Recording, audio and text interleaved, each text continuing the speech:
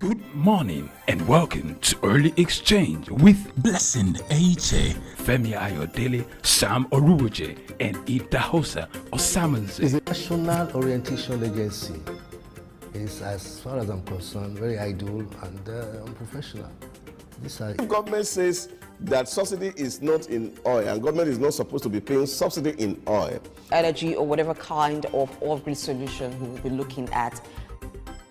Today we are conducting mining today. Solid minerals, as an example, is, in no disrespect to anybody, is abysmal.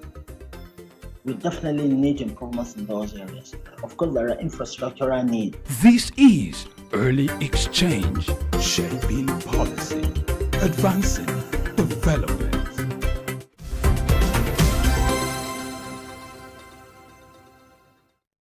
all right, it's another beautiful day, another great opportunity for us to discuss issues related to business, finance, national development, and the economy. This is Early Exchange, and I am Femi Ayodele. Early Exchange is all about shaping policy and advancing development. With our conversation today, we are set to give you the best of programming. Don't forget that you can be part of this conversation by going on our social media platform, on our YouTube platform, to share your view, because it's your program, it's your time for you to be heard, and this is an avenue for your voices to be heard. Now we're going to start with news updates, and that is going to kick off. We'll switch over to a newsroom where Adesha is standing by to take us around the world with news update. Adesha, how are you today? Good morning. Very well, Femi. Good morning. And good morning to you, our viewers, and welcome to the morning news update right here on Souk News, where we shape policies and advance development. I'm Adesua Iromoseli. In the news, federal government approves recruitment of 200 medical staff. Group urges participation in national apprenticeship scheme to bridge skill gap. South Africa's National Treasury allocates $2.5 billion support package to revitalize Transnet. UK considers reform to strip major airlines of airport slot control for increased competition.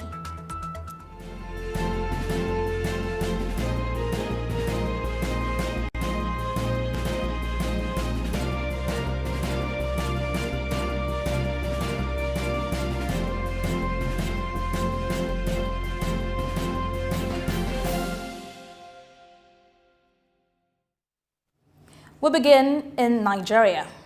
In response to the increasing departure of health workers to foreign nations, the federal government has given approval for the recruitment of 200 medical clinical staff at the Federal Medical Center, Idiaba, Abeokuta, Ogun State. The approval, conveyed in a letter from the head of service of the Federation to FMC Medical Director, marks a strategic effort to address staffing shortages caused by the so-called Japa syndrome. The waiver allows the FMC to fill 100 positions for medical staff, 50 nursing officers, and 50 nursing superintendents in alignment with the 2023 approved established position. The medical center was advised to obtain clearance from the budget office of the Federation and adhere to the federal character principles in the recruitment process. Moving on, the Nigerian Export Promotion Council, NEPC, says it is actively pursuing the expansion of trade ties between Nigeria and Mexico, with total exports valued at approximately $94.30 million in 2022. The council, led by Executive Secretary and Chief Executive Nonye Ayeni, revealed this during a business development session with Mexico delegation on a trade mission to Nigeria and the ECOWAS. Ayeni highlighted the significant growth potential in the existing trade relationship and noted that Nigeria's exports to Mexico encompasses a diverse range of products, including agricultural goods like cocoa and hibiscus, as well as solid minerals such as tin and limestone. The proposed MOU outlines cooperation in the trade promotion, investment, and commercial exchanges as well as the exchange of information on shared interests. This strategic initiative seeks to harness the full economic potential of both nations. Build Up Integrated Service Limited and an indigenous technology company has urged unemployed graduates, students, artisans, and professionals to participate in the proposed National Apprenticeship Scheme, a technology-driven dual apprenticeship model aimed at bridging the skill gap and talent shortage in various sectors of the economy. The Chief Executive Officer, Chibike Agwene, announced that the scheme, supported by the Deputy Speaker of the House of Representatives, seeks to provide learners with industry experience while pursuing academic qualifications. The scheme will collaborate with institutions, experts, researchers, and business leaders to create tailored learning programs offering mentorship, guidance, and networking opportunities to enhance participants' career prospects and employability across diverse industries such as engineering, IT, healthcare, finance, and many more. He also noted that the National Apprenticeship Scheme aims to transform academic knowledge into practical expertise, ensuring individuals gain hands-on experience relevant to their chosen fields. Jigawa State Governor Umar Namadi has reassured the 4,500 temporary teachers referred to as J-Teach that the state government will employ them following an aptitude test. Addressing concerns raised during a protest against the test, the governor explained that the recruitment of J-Teach to permanent positions would be conducted in phases, with the initial phase aiming to absorb 3,000 teachers. Emphasizing the need for fairness, the governor stated that the aptitude test was organized to select qualified candidates, and those who did not pass would continue working as J-Teach until the next round of recruitment. He assured that no candidate would be recruited outside the J-Teach program, and those not selected in the current phase would have alternative plans, including vocational training and empowerment. We'll take a breather now. When we return, the news continues. Stay with us.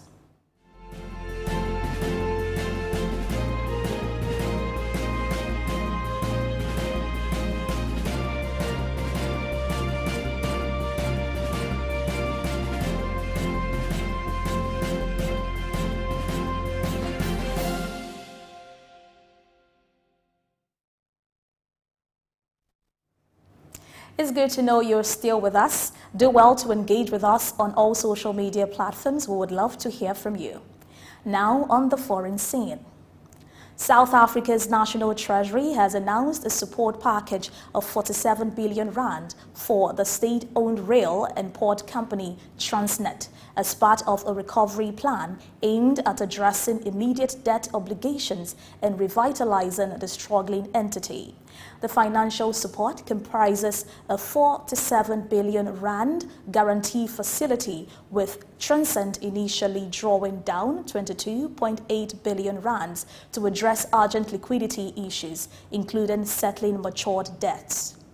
Transnet has faced challenges in providing adequate freight, rail, and port services due to equipment shortage and maintenance backlogs resulting from years of underinvestment.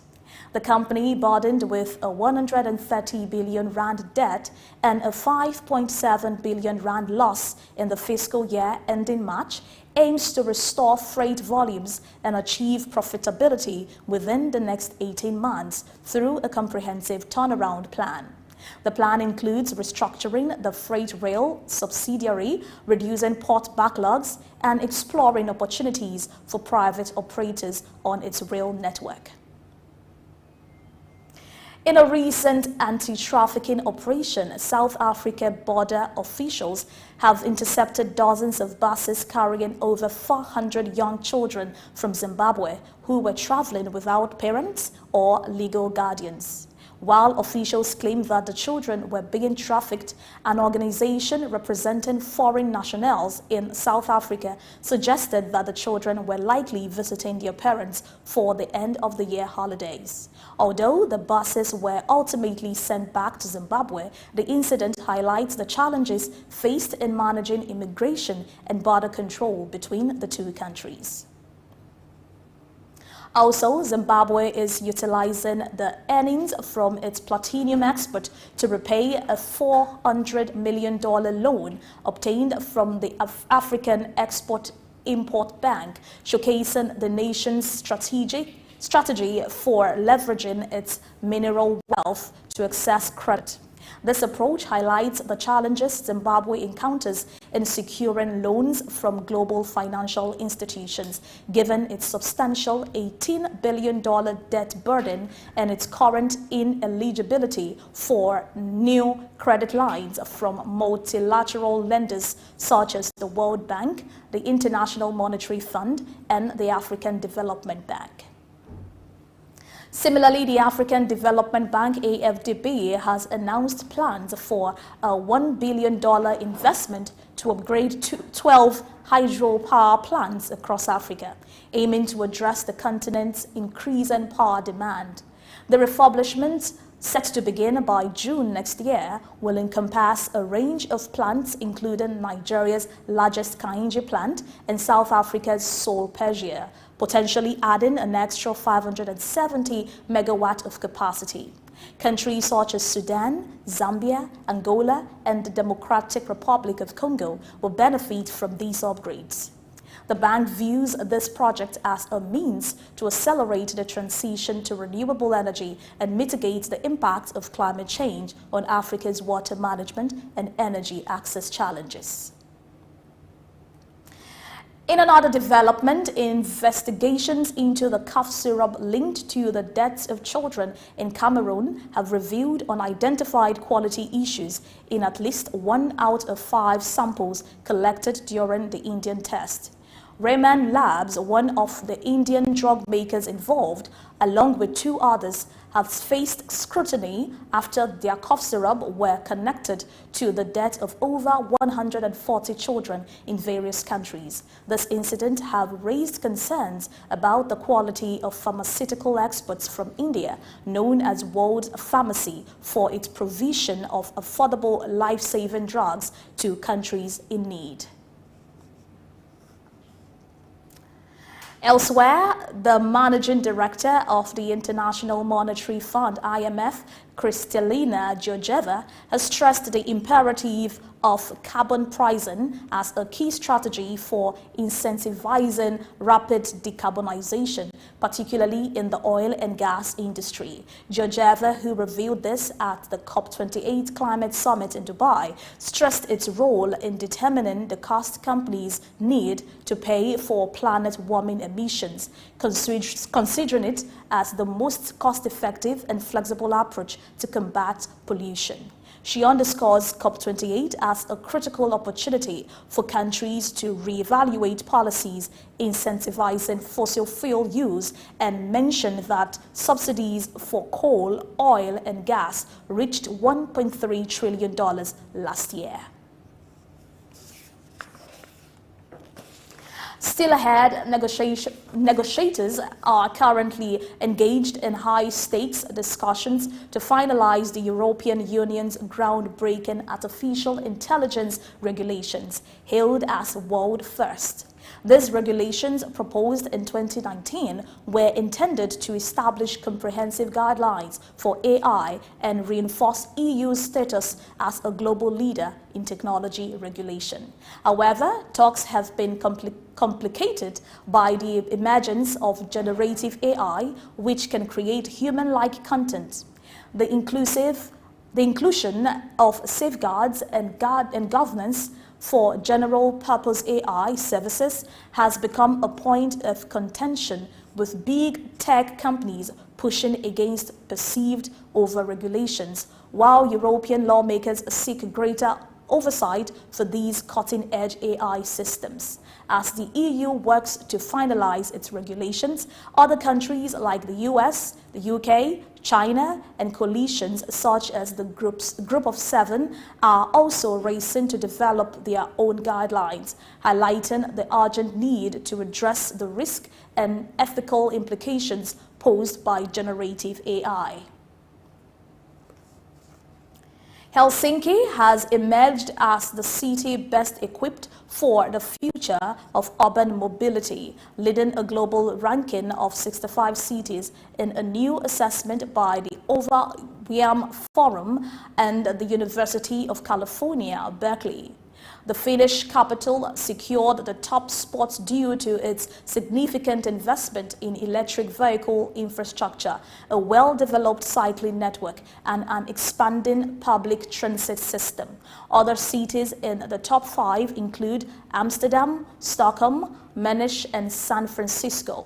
The report highlighted the challenges faced by the cities in Africa, Latin America, and the Middle East, where sustained funding for public transit have been lacking. And finally, the UK government is considering reforms that could strip major airlines, including British Airways and EasyJet, of control over valuable takeover and landing slot at major airports such as London Heathrow, and as part of an effort to address monopolies and encourage competition. The move aims to prevent major airlines from leasing out slots, allowing smaller and newer carriers the opportunity to access unused slots and offer potential lower prices. Airport slots in the United Kingdom can be highly valuable, with prices reaching tens of millions of pounds. And that's it on Morning News Update. Many thanks for staying with us. I'm Adesua Iramoseli. Early Exchange continues shortly. Stay with us.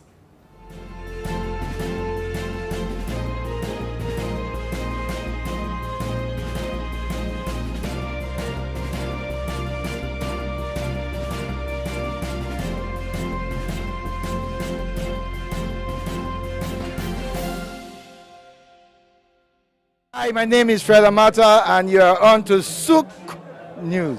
If you are watching this channel for the first time, make sure you continue to watch it, because this is Souk News. Shout out to Souk News. Actually, I don't know. I really enjoyed the little moment I spent with you, and I think with more of this. Souk News. Here's the Souk News, who had the courage to transcend a locked-off camera and actually have a conversation with a human being. My name is Olatunji Shoti Miri. I'm a performing artist and, television radio presenter and a university lecturer, Unilag. Keep watching Souk News. Hello everyone, my name is Kenny Black, Africa's finest music comedian, and you're watching Souk News. If you're not watching Souk News, I pity you, but keep watching Souk News. Hello everyone, my name is Timmy Dakolo, and you're watching Souk News. Stay tuned. Hi, my name is Wisdom Oluwaseun Okoko, co-founder Orbit Africa Properties. I'm live at Souk News. Guys, keep watching Souk News for everything that concerns business, economy, politics, news. Souk News is your station. Good morning and welcome to Early Exchange with Blessing Ache, Femi Ayodele, Sam Oruwoje, and Idahosa Osamanze. It's a national orientation agency.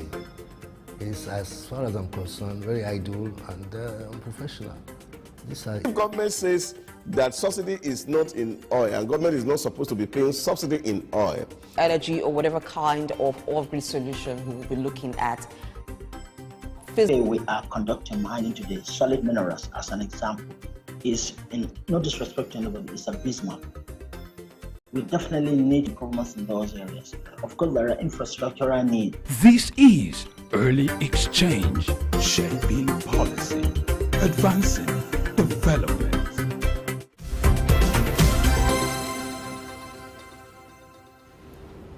Yes, indeed, this was taking us around the world with news update. Now it's time for news analysis, where we review the major headlines trending today. Like I always let you know that we'll have the best of analysis when it comes to early exchange. I am not alone, the man who has the wise counsel, who always come up with the wise counsel, the wise man. In-house analyst is here, Dr. Idahosa Samuel. Good morning. How are you today? Femi, good morning. Glad to have you here as always. My pleasure to be here. Good morning, dear viewers. And always my delight to host you this morning, just as always. All right, we're going to start with the most prominent story this morning has to deal with the Japa syndrome. The federal government has given approval for the recruitment of 200 medical and clinical staff at the Federal Medical Center, Abeokuta, Ogun State. In recent times, the issue of Japa syndrome has, really affected the health sectors. A lot of doctors, nurses, and other health workers, they've left Nigeria in the last 2 to 5 years. The usual destination is UK, US, Canada, and as far as India, they are in high demands because their services are being, being demanded, and so they feel the best thing for them is to, it's natural, it's human nature. You gravitate to where your services are better appreciated. And some of them have left Nigeria in droves. And the after effect to that is we are having a shortfall in our health sectors. We're short of doctors and nurses, looking at the ratio of doctor to patient, and Nigeria is in jeopardy for it. But to, cover this shortfall, the federal government has given approval for the recruitment of 200 medical staff in Abeokuta. I'm hoping if this is replicated in other federal medical centers and other hospitals and other aspects, we'll be able to cover for the shortfall. Let me start with you, the Japa syndrome, the health sector. Here we are. Well, I think different people have different perspective on this issue. I was talking with a friend of mine in Kigali the other day, and he just gave me a statistics. Just imagine that Nigerian train 1% of its population as medical experts and ship them abroad. And imagine the kind of wealth that will come back home. So for him, it was a big business to do. Really? Yeah. Because this is today really, nobody is shifting any hard thing. People are selling humans, ideas, creativity, innovations. And this is where people are making really real values. So just imagine that a population of about 260 million people, you take 1% of that population and train them very well as medical doctor, and then dispatch them into the whole world. Even when we don't have enough doctors, looking at the ratio of this doctors is to patients. This is the issue. This is an opportunity for us, which we, as a people, should take advantage of. We should take advantage of it. So, which means if you are baking and you have a bakery and you are making bread, and then your children have no bread to eat. Is that what you are talking about, that you are selling, or do you make? You see, you make more of them. But have you thought about the impact if the best brains, the best hands that we have are leaving Nigeria in droves, and we think it should be normal? I don't think they are the best hand that are living. The truth of the matter is that the very best hand, they cannot live, because they cannot work in the kind of condition that is being offered to these young people. And I think Nigeria must be very clever some certain things. There are a lot of people who cannot live. I can't leave Nigeria for any place to go and work. Maybe that's personal to you. No. It's not personal. I think it's age related. You see, let me give you one very quick scenario why people move. Many people don't move because they're going to earn better. They only move because they feel that by moving their burden is going to be reduced. Because in most countries in the world, especially in Europe, school fees for underage is almost free. And so when you take that burden away from yourself, you feel some relief. It's not as if that they are paid better than the people that are here. Imagine that you have like 3 or 4 kids who are within the age of 15 and down. And then, of course, they have access to good quality primary, secondary education in the UK, and the opportunity to also get into the university and have the best of education. Now, all these are the considerations that people make before they take that risk of moving to a foreign place to go and seek greener pasture, as people call it. But people who are in their 60s and are finished training their children can't go into that servitude.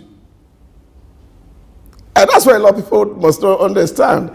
It's not as rosy as people think about it.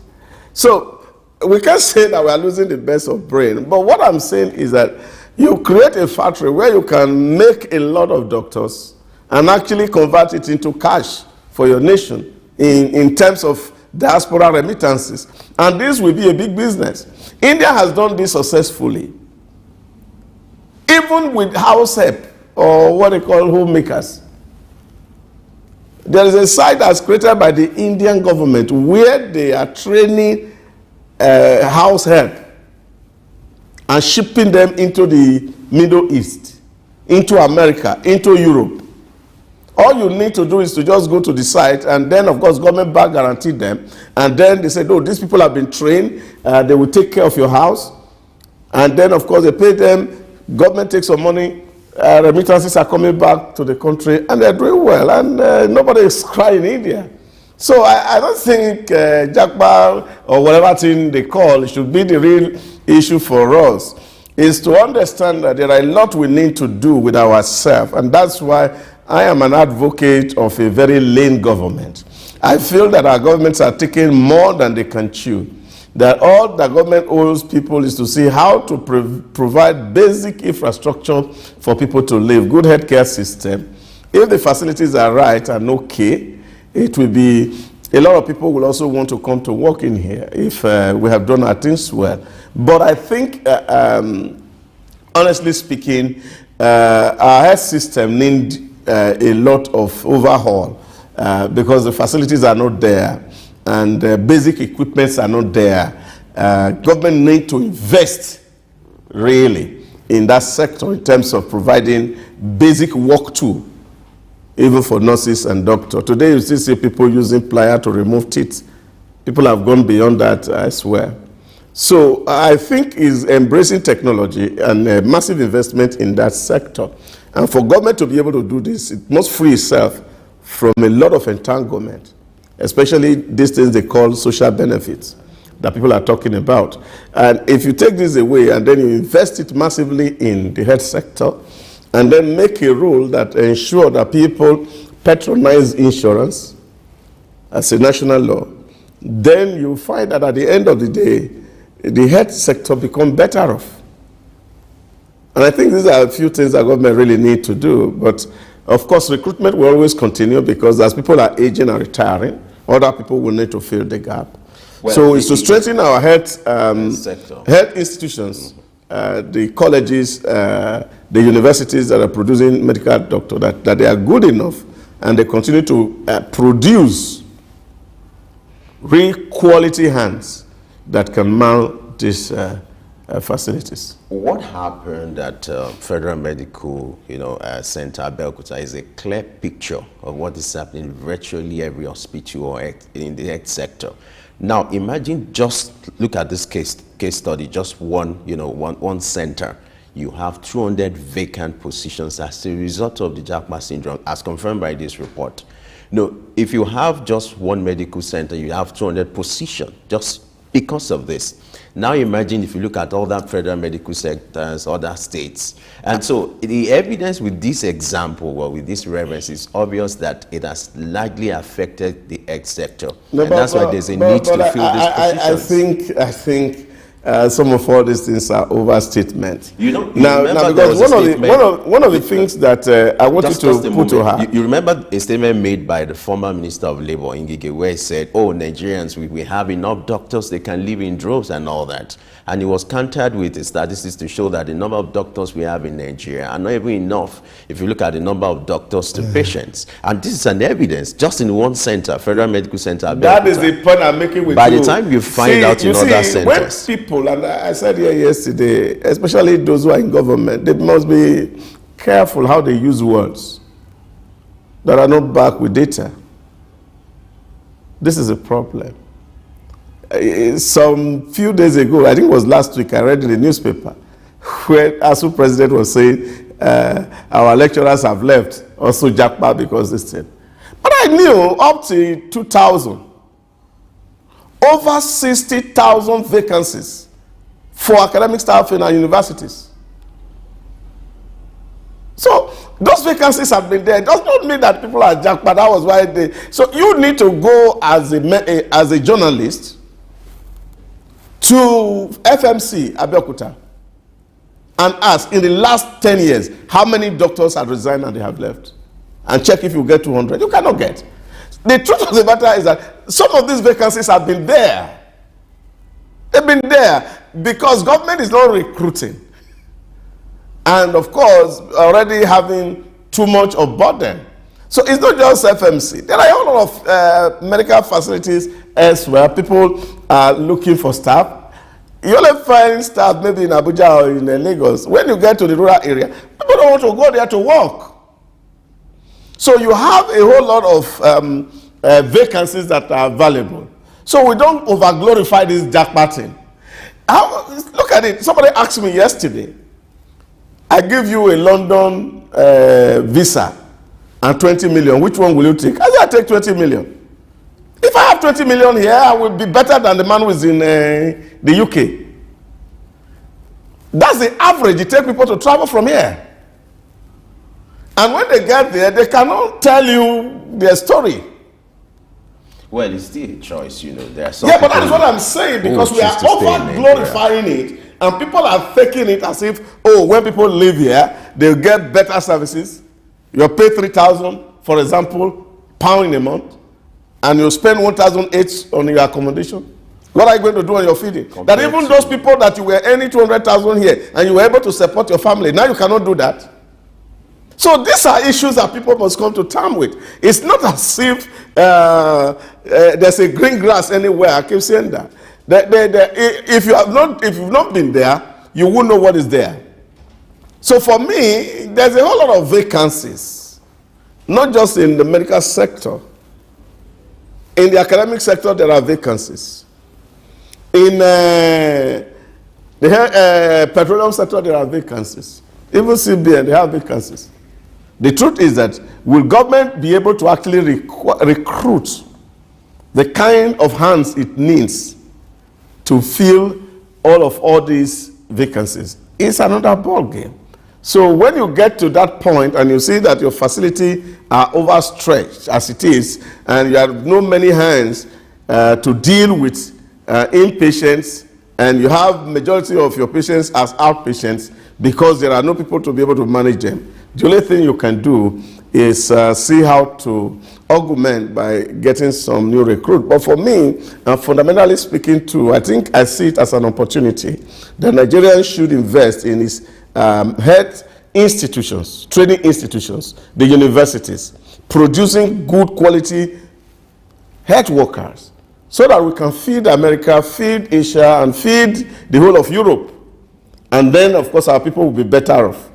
And then we have plenty of diaspora remittances, and we can surpass Egypt in terms of diaspora remittance. Absolutely. That's where my heart is. Yeah, absolutely. There's a need to, improve our health sector. You've had reasons where the states, even our president, the former president had to travel abroad because the facility here in Nigeria could not cater for that kind of ailment. So I hope this will be a lesson for us so that at least the health sector can be given the proper attention. And then the Jackpa syndrome will not be another thing, to ravage our health sector, just like every other sector.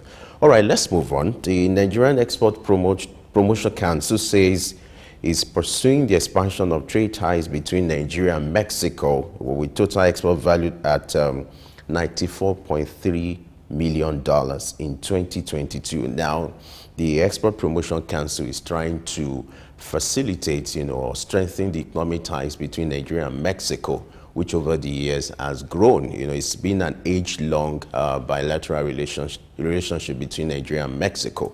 And the trade ties now is worth about $94.3 million.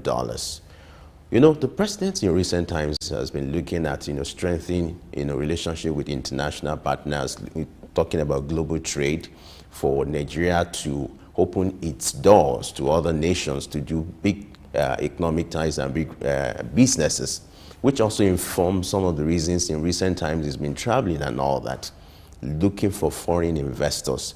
The impact of FDI on the economy. What do you make of this economic ties between Nigeria and Mexico? I think for me it's welcomed. It also suggests to us that we are gradually breaking out of the apron string of our SY masters, and then we can now sit down and look at nations and see where value can come from, and then align your foreign policies with those issues. Days where, of course, you are looking at the enemy of your enemy or the friend of your friend in terms of foreign policy relationship. So for me, it's welcome development. If there are things that we can get out of Mexico, why not? And if there are things that Mexico can get out of us, why not? We're almost at the same pace and same level. Most of Southern American countries are well positioned to do business and trade with us. So for me, a lot in common we can leverage, and I am particularly happy that those who are handling our trades and relationships are looking even into quarters that were hitherto not seen as opportunity. One of the things that was a great takeaway for me when the president visited the United States of America during the hunger was the fact that he said Africa was not a continent to be pitied. Our case is not as bad as to be looking for sympathizers all across the globe. All we are looking for is people who will be willing to do business with us, because the life of the world actually depends and lies in us as Africa. So it's the African need. The whole world needs Africa, just as Africa needs us. And so we are not begging people to help us. We're all looking out for people who will be ready to do genuine business. And then, of course, we will be able to do business with other people. And so if we have things to trade with you, we can. Why not? So for me, it's a welcome development that Nigeria is also extending ties to Mexico and see what are the things that we can glean from there, or what are the things that we can send from here to Mexico that will be of value to us. And I think a lot of Nigerians are already dealing with Mexico, although some of those trades can be illicit trade there or there. But you see, we can formalize it and look at areas where we can build this relationship that can be mutually rewarding. Why the president is making moves to ensure that he strengthens the economic tie with other investors? What are some of the things you think he should address locally, looking at our business environment, looking at our economy? What are those things that should be his priority, and some of the things, as soon as he returns, he needs to focus on to encourage foreign investors? I think, as far as I'm concerned, there are a few things that the government will need to do. Number one, to prioritize the security of life and property here in the country. That's number one. Number two, we need some massive change in our curriculum, in our institution of learning. And this is quite critical, because if as a nation we want to see development happen or want people to do business with us, there's a need to emphasize standards, that we're able to produce things that meets the standard of these partners that we are seeking. So it won't just be a one-way traffic that we are receiving from them and we have nothing to exchange. So trade is only profitable if it is balanced. In other words, you're doing with us and we're also doing with you. As we are opening our own economy to you, you also open your own economy to us. And for us to be able to access that doors that are open, then of course you must have quality product that you can sell. But as it were today, I say to people, if you see most of the things that we produce, they are not competitive. Because we have not been able to up our ante in terms of quality control in most of the things that we do. And I think that is quite important. Now, if you can fuse this into the training and the teachings in our institution of learning, then you will be able to actually produce goods that will be internationally acceptable. And that's what it's all about. I keep using Bangladesh, who were once like us, and today you see, and they specialize in one thing, that's just garment. And what they do is that they perfected that technology and the science of garment making, that even the whole of Europe and Asia receive their garments without complaints. So this for me is what is important, and I think that's where government really to put emphasis. And of course we must also see how to reorientate the mindset of an average young Nigerian who feel that the business of government is either to find them a job or the business of a government is to give them handouts. And this mindset is also affecting the level of productivity of our young people. Because as it is today, really, we are not productive. Given the vibrancy of our population, because over 64% of Nigerian population are between age 35 down. That's huge. And that should actually make us one of the most productive economy in the world. But the way it is seen today is that people feel that until you wear a tie and suit like both of us, you really are not working. And I don't think that is really what it is. What is the most important thing is that people earn a living and get decent pay for some decent work. So this is for me what we also need to emphasize, so that our young people can begin to take on entrepreneurship and see how to build businesses that will last. I keep saying to my children, Mark Zuckerberg has not worked for anybody. He only has mentor. But he's one of the richest men on earth. So you don't need a company to pay you to become rich. Just be creative. Just be innovative. And that is what it is. So I think these are kind of things that we need to begin to encourage our people to think and see how we can actually transform our environment. The next story just buttress what you just talked about, the need for innovation and for creativity. Now, this private tech firm called Build Up Integrated Services, as such, unemployed graduates, students, artisans, and professionals to participate in a proposed national apprenticeship. It's a program aiming at bridging the skills gap in Nigeria. It's targeted at unemployed graduates, artisans, even professionals who want to upgrade, their skill gap. And so this talks about the issue of apprenticeship, because in recent times there are reports suggesting that apprenticeship is gradually fading. People are not taking interest in it like it used to be.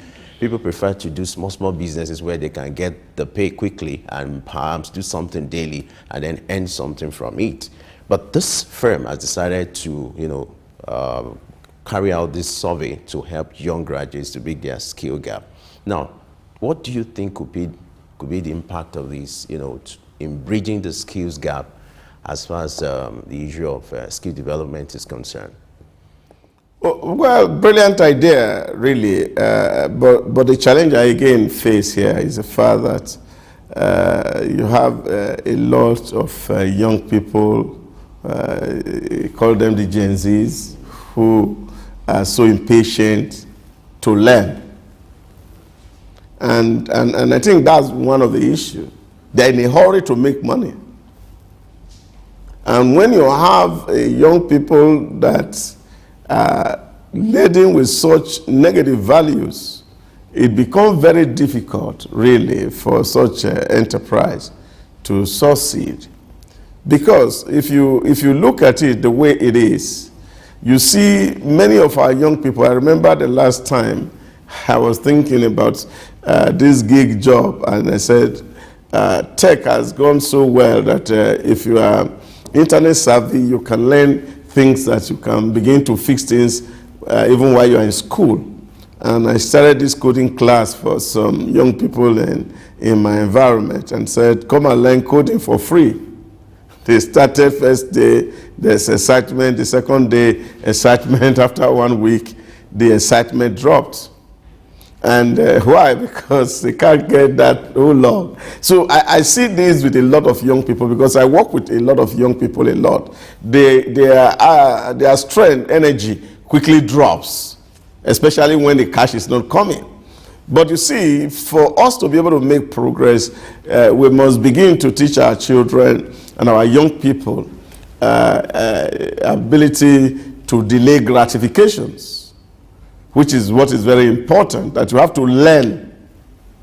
I was speaking with a neighbor of mine yesterday, and we were talking about artisanship in Nigeria. And he said to me, because he was going to help me adjust one of my suits, and he said he had to take this long because there's no young person that can do it. That even the young ones that are learning the trade, they go to learn work and they don't complete it. And they are in a hurry to be free. But they don't know the job. So give them the job, they mess it up.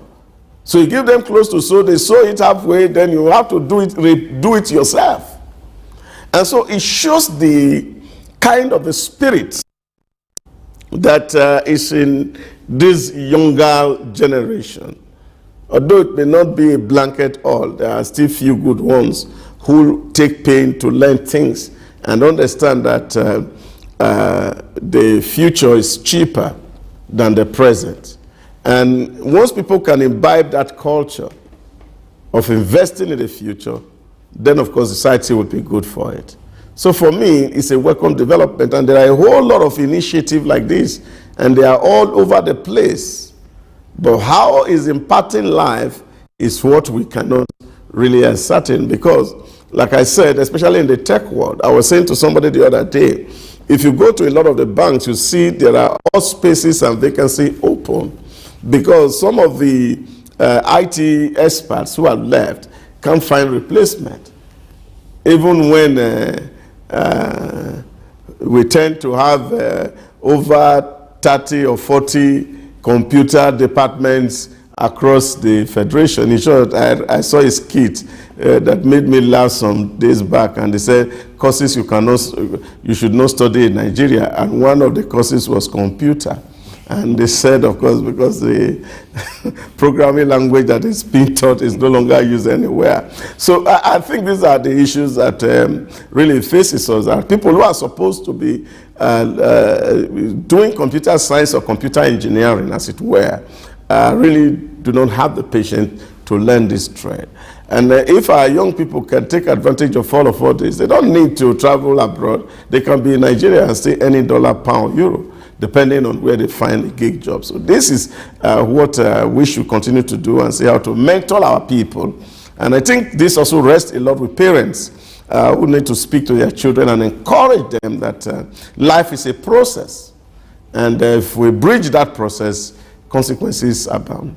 I agree with you. We need to, encourage our young people to take up this kind of initiative, and also to look for ways where private, organizations can also come into the space.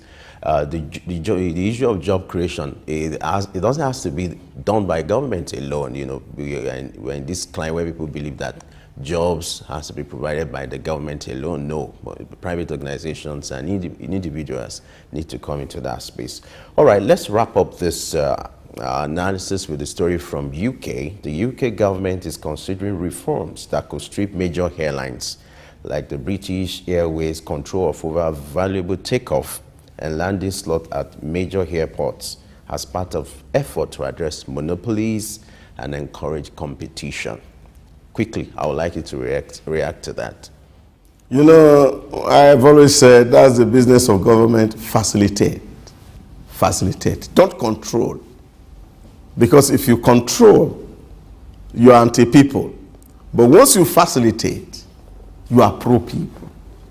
Because if you give people sole rights to do business, and that's monopoly by its definition, even if it's oligopoly, where you have very few people having to play in that industry, the person who gets cheated at the end of the day is actually the common man on the street. Because this guy formed themselves into a cartel and they determine what price they want to sell, whether you like it or not. So when you have competition and it's thriving and everybody is given equal opportunity and equal chance, and then you will see prices will be a lot more competitive and friendly. And I think for me, it's a good deal for the UK government to do, especially looking at their economy that is also conscripting. It's growing thinner every day, because the trouble in the UK is more than the trouble anywhere in the world. Looking at their debt profile and all the ability to cope with the challenges industries are folding up. And this is because, of course, they really had enjoyed the imperial status for too long. Now, it's important that they also have to liberalize and allow free competition. And this is what is going to really create the needed job. A lot of people come into the economy and become healthy. But like I said some time ago on this show, a lot of people, very few people, keep advocating the protection of very few individuals who live for themselves but not for the nation. So we give them waiver, we give them tax holidays, and they price us to our throats. Government has no control. And anytime you want to test you, if you do this, we cannot compete. We need to grow so that we can develop. And you have done this 10 years, 20 years, and you're not seeing results, you are still doing it. So I feel that government's role is clear.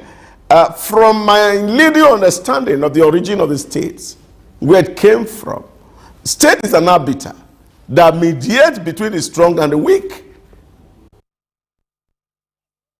To ensure that there's justice, there's fairness, and there's equity. Is that you are giving people the leverage to do what they can do without necessarily making rules to rule out some people. And I think for me, this is a very good development. So competition enter into that sector, and then they don't enjoy the monopoly. And you know, some years ago, even Heathrow was had to be privatized, so that it can become much more profitable. Like somebody once said, the king in Qatar can decide to say, I shut down Heathrow today. And of course, England has no control over it. And of course, this is again where people talk about national asset. But that said, I think that the role of government is to facilitate and ensure that business are making profit. And then, of course, citizens are becoming responsible in terms of the distribution of these resources, and then we can close the gap between the very rich and the poor. What do you think are the lessons here for Nigeria, looking at the story, to create, the same thing that exists here in Nigeria, especially when you look at the local airport, where special slots are given to, I don't want to mention names, particular airlines. So what are the lessons here for Nigeria, looking at the aviation industry? I think it's just to allow the market determine whatever thing that happens. Government free up space and let people participate. Government don't need to protect anybody. Government is for everybody and for nobody. Remember that popular maxim of our former president. Yes, for everybody and for nobody. Government should be for everybody and for nobody. And nobody should be protected. No matter how you think you are adding value.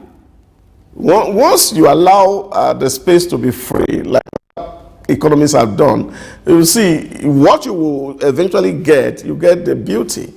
I don't know how we read our books.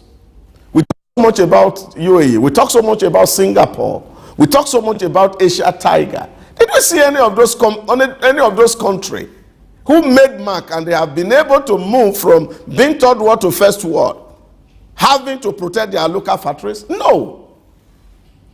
They only free up the space for participation. And that was what Singapore did. All that they did was that they wanted big businesses to come from Europe and America to invest and make Singapore the financial hub of Asia. That was the target. So the Lee Kuan Yew invested in education of citizens, so that when these big businesses come, they don't need to bring staff from their home country. They will have experts at home who will be ready to do this work. And that's what has transformed Singapore. And I don't think the people in Singapore are having issues with the kind of thing we struggle with. And this was why I said, from 1977, the disaster that Obasanjo brought us in terms of the nationalization policy, which for me were nowhere thought out, are the things that have landed us where we are as at today. So this is the part of the military incursion in our politics. And of course, because they are not prepared to govern, raise, so to speak, policies were designed in such a way that has brought us to where we are. We should have been better off than countries like India. In 1971, in the Non-Aligned Movement meeting, the Vice President of India said that they were looking up to Nigeria to provide leadership for the entire third world. And see where we are falling from. So I think government must understand their bound and the things that they are supposed to do. That governments are not supposed to be protecting very few cabals and individuals to prosper at the expense of their nation. And we have done this from the 1970s up to now. And I think the current government must have to deviate from where these people have led us, so that we can begin to free up the space and allow private participation, so that people can bring in resource into your economy, and then you will be able to create good life for your citizens. All right, creating good lives for the citizens. I'm sure that point of action will be taken. Let's hope that the new minister will see what can be done to ensure that that industry is better for it. All right, what a way to wrap up this news analysis. I must thank you, Dr. Idauza Samazi, for always, coming through, and your intervention as usual. Thank you so much for being here. My pleasure. Let's go on a quick break. When we'll be right back, we'll talk about the mining industry in Nigeria. We'll look at the state of that industry. We'll look at the challenges, the prospect, and some of the opportunities inherent in that industry. And that will happen after this break. Stay with us.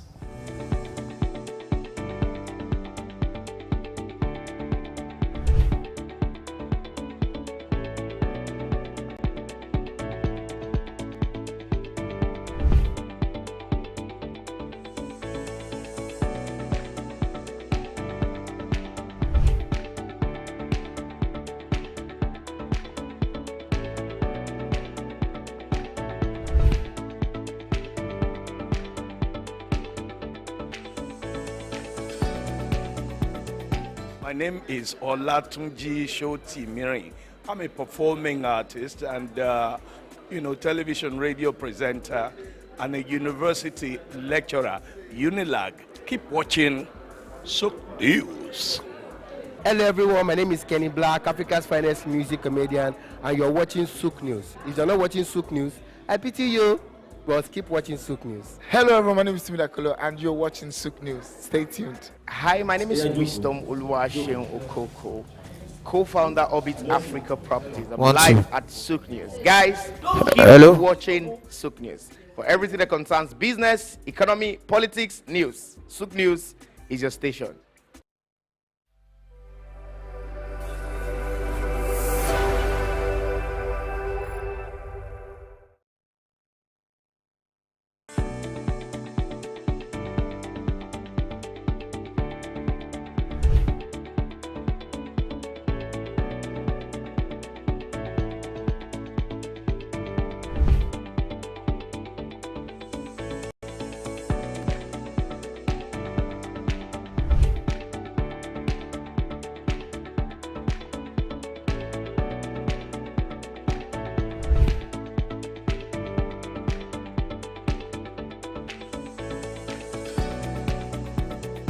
National Theatre, Igomu. Built during the military regime of Olusegun Obasanjo and finished in the time for the Second World Festival of Black Arts and Culture, FESTAC, in 1977. The theater holds amazing treasures and memories. The artworks fill everyone with pride. The National Arts Theatre is visible from the motorway which connects Lagos Island and the mainland. The National Theatre is packed with the artworks of legendary contemporary Nigerian artists, stained glass walls by Yusuf Grillo, sculptures and murals by Lamidi Fakeye, Erabo Emopai, and many others. It was put to full use for a month as one of the 4 venues of the Second World Black and African Festival of Arts and Culture, tagged FESTAC 77. The complex hosted 16,000 participants from 56 African countries and the diaspora in an unprecedented showcase of African music, fine art, literature, drama, dance, and religion. The National Art Theatre was built and designed by Techno Expert Stroll, a Bulgarian company mirroring the Palace of Culture and Sports in Varna, Bulgaria. Completed in 1976, the building is one of the largest and most beautiful of its kind on the African continent. It consists of a central hall with 5,000 seats, a collapsible stage that can be quickly rebuilt, a conference hall with 1,600 seats, 2 large exhibition halls, and 2 cinemas with 800 seats each. The theater complex has a dressing room for artists, a garage, offices, coffee bars, and a buffet. It has indoor TV and radio systems, as well as booths with facilities for simultaneous translation of languages and hectares of lush green lawn around. The majestic structure sits in Igomu like a quiet mountain, mesmerizing visitors and passers-by. The National Theatre. Souk Enlightenment.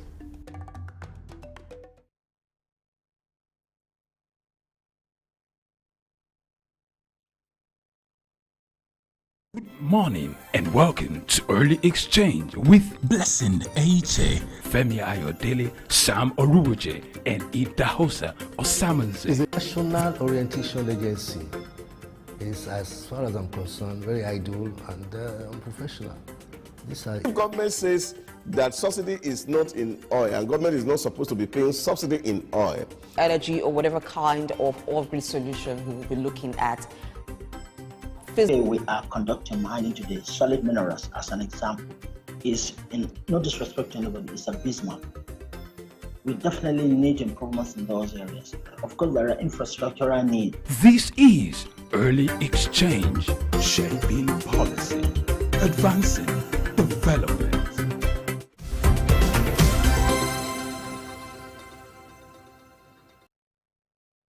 All right, glad to know you are still there with us. Today we're looking at the mining industry in Nigeria. The mining industry in Nigeria has come a long way.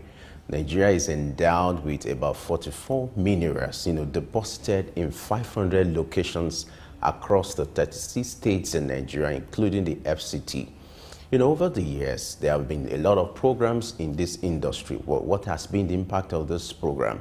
Today we'll be looking at the prospect, we'll be looking at the resources, we'll be looking at the challenges and the opportunities inherent in mining industry. Also, we'll look at the legal framework, government policies over the years. How successful has this policies been and what has been the impact on the Nigeria economy? Shortly, we'll be joined by a special guest, but before we have our special guest, Blessing is here. Blessing. Good morning, Femi.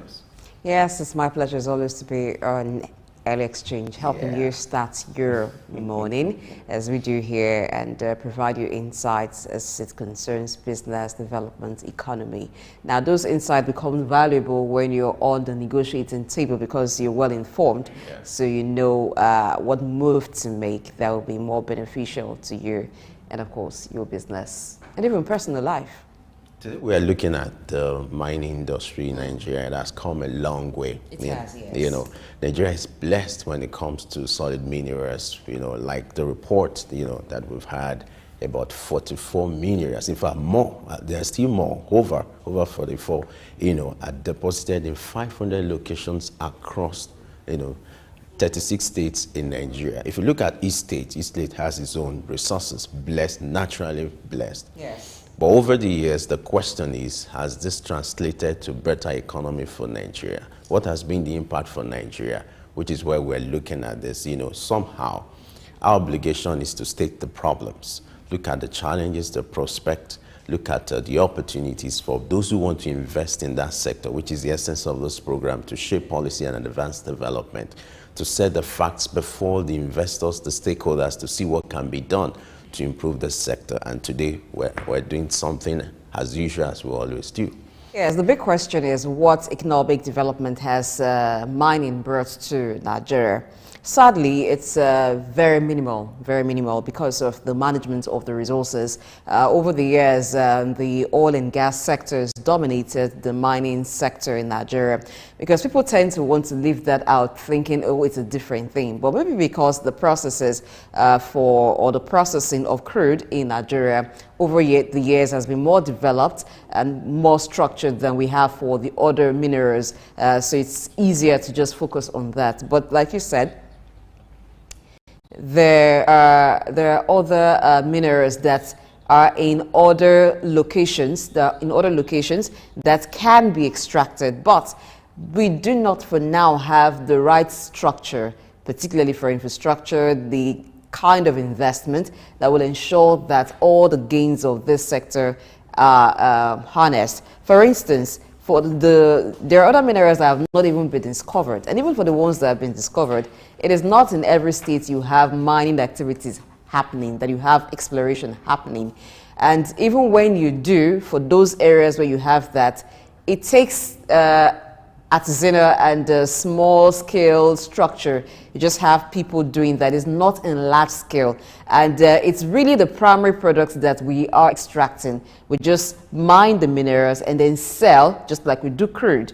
And when you do that, you can't have the full gains. You can't have the full benefits of that. It's like you going to the farm and then harvesting the crop. You sell to someone who processes into different products and then resell to you. So until we structure it well, with all the things in there, the regulatory framework, the investment, and have the right people handle it, then the economic gains, like you asked, we will not really see them as we should. All right, let's seek opinion from the expert. Our special guest today, we're privileged to have him. He's a man of many parts. Our guest is ready for us. We are being joined by Martins Onovo, engineer Martins Onovo. It's a petroleum engineer. He's a man of many parts, an expert when it comes to oil and gas, and also an expert when it comes to issue of mining.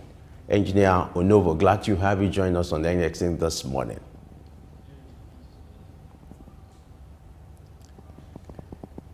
If you can hear me, sir, can you please unmute your mic so that we can have a proper conversation?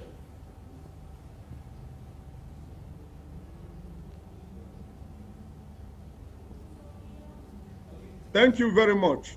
Great. Glad to have you join us once again. It's my pleasure, to host you this morning. It's been a while.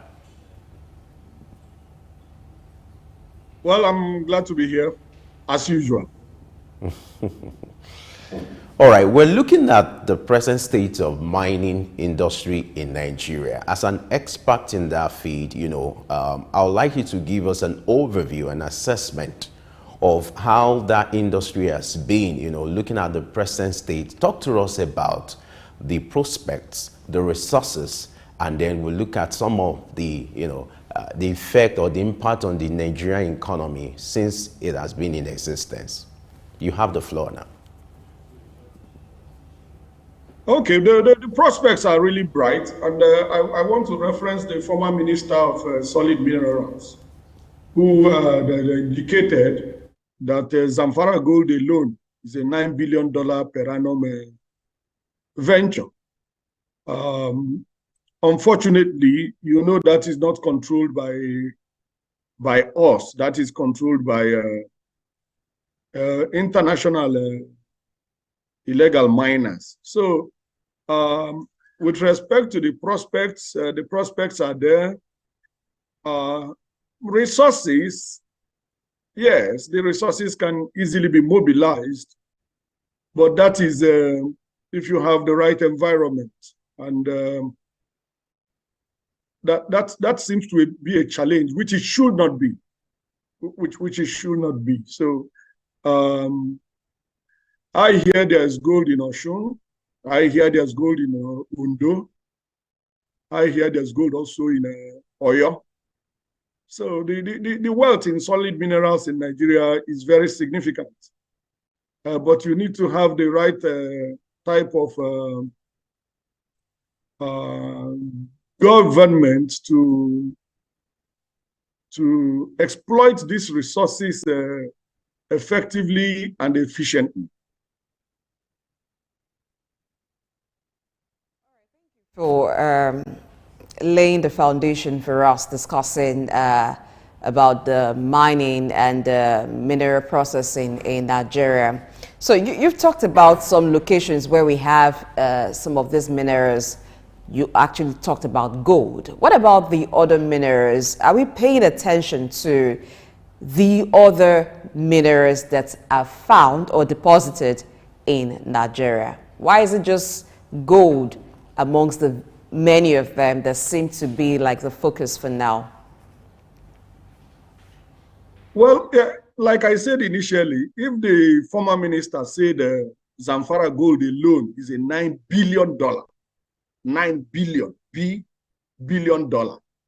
then if you're prioritizing, it looks like gold is on top. I can't say that categorically, but I mean, how much more does oil bring? Over $20 billion, and the Zamfara gold alone, that's Zamfara. You haven't added Oyo, you haven't added Oshun, you haven't added Undo, and you can do $9 billion on that. In addition, the ministry, based on their own information and evaluation, and when I say the ministry, I mean the new minister, Mr. Alake, they have prioritized the 7 minerals, and gold is one of them. So I don't think it will be efficient if we try to discuss all the minerals. Limestone is there, which you know that we're doing fairly better on limestone with our cement companies than with many of the other minerals. So in the 7 minerals they have prioritized, I think gold should be on top. Based on the information from the former minister. I mean, $9 billion a year. Look at what that is going to do to the revenue of Nigeria if we're able to manage that. So you can't start discussing the entire 44. If you dissipate your energy, you may not be able to achieve the quantum of effort you need to benefit more significantly. So I will agree that with the ministry today that they should prioritize. And that prioritization should be based on cost-benefit analysis. Where can we get more benefits with the least investment? That's what I will assume they have done. But they have already determined there are 7 priority minerals they want to exploit. Gold is there, coal is there, limestone is there. I'm not sure I can recall all of them by heart. Thank you. Right. If you look at mining in Nigeria, it has presented huge resources and opportunity for Nigeria to diversify its economy. But would you say that Nigeria as a nation has maximized these resources as it ought to be? What are the challenges of the missing link? Well, I think it's obvious we have not managed it well in any way, because if you have Zamfara Gold as a $9 billion per year venture, and it is not controlled by government, when by law it should be controlled by government, then it's another indication of state failure. You know that the United States Council for Foreign Relations has already ranked Nigeria as a failed state. So it's an indication of state failure. If a country like Nigeria, with all the revenue challenges, will have a $9 billion venture per annum going on illegally, and we're not able to take control. So fundamentally, if you have bad governance in place, it's going to affect everything. And that's what has happened. We have not in any way managed the solid mineral sector very well. And I mean, this is not the first time we have identified the potentials there. So why does it look like we're starting? We have identified these potentials maybe 20 years ago. Why are we always restarting? We are always restarting because we do it wrong. And why do we do it wrong? We do it wrong because of bad governance and because of corruption. That seems to be clear to everybody. So that's the situation right now. We haven't done it well. We are starting again. The minister is talking about new policies, new regulations, and the revenue mandate. I think we should have gone past that 20 years ago. I mean, don't forget that we used to mine coal in this country. So even when I say 20 years ago, that may be wrong. That may be wrong. Remember the Nigerian Coal Corporation. Coal is in one of the priority minerals now of this new, of Mr. Alaki. Coal is one of them. We used to mine tin in Jos. Tin is also one of them in this is new priority list. So we're not doing it right. And when you do it wrong, you get the wrong results. If you want to get the right results, you have to do it right. And if you want to get the right results, you have to use the right people, not cronies, not in-laws, not political fronts or business fronts. So we can't do things wrongly and expect the right answers. As long as we do them wrongly, we're going to get the wrong answers. Thank you. Can you highlight some of the wrong ways we've been doing mining in Nigeria and what possibly should be the ideal way to have mining in Nigeria? Well, the first thing is state control. I mean, because that's what the law provides for. So illegal mining, if you're not able to stop illegal mining, that shows your lack of capacity. That also indicates that you're a failed state because you don't have control of your territory. So these things are basic. They are not wishful. It's not I want it to be right. It requires effort. It requires skills. It requires knowledge. It requires consistency. It requires the right policy environment. So if I go to negotiate a mining transaction and all I'm interested is my own equity, personal equity in the transaction, but I'm negotiating on behalf of government, how do you think the result of that transaction is going to be?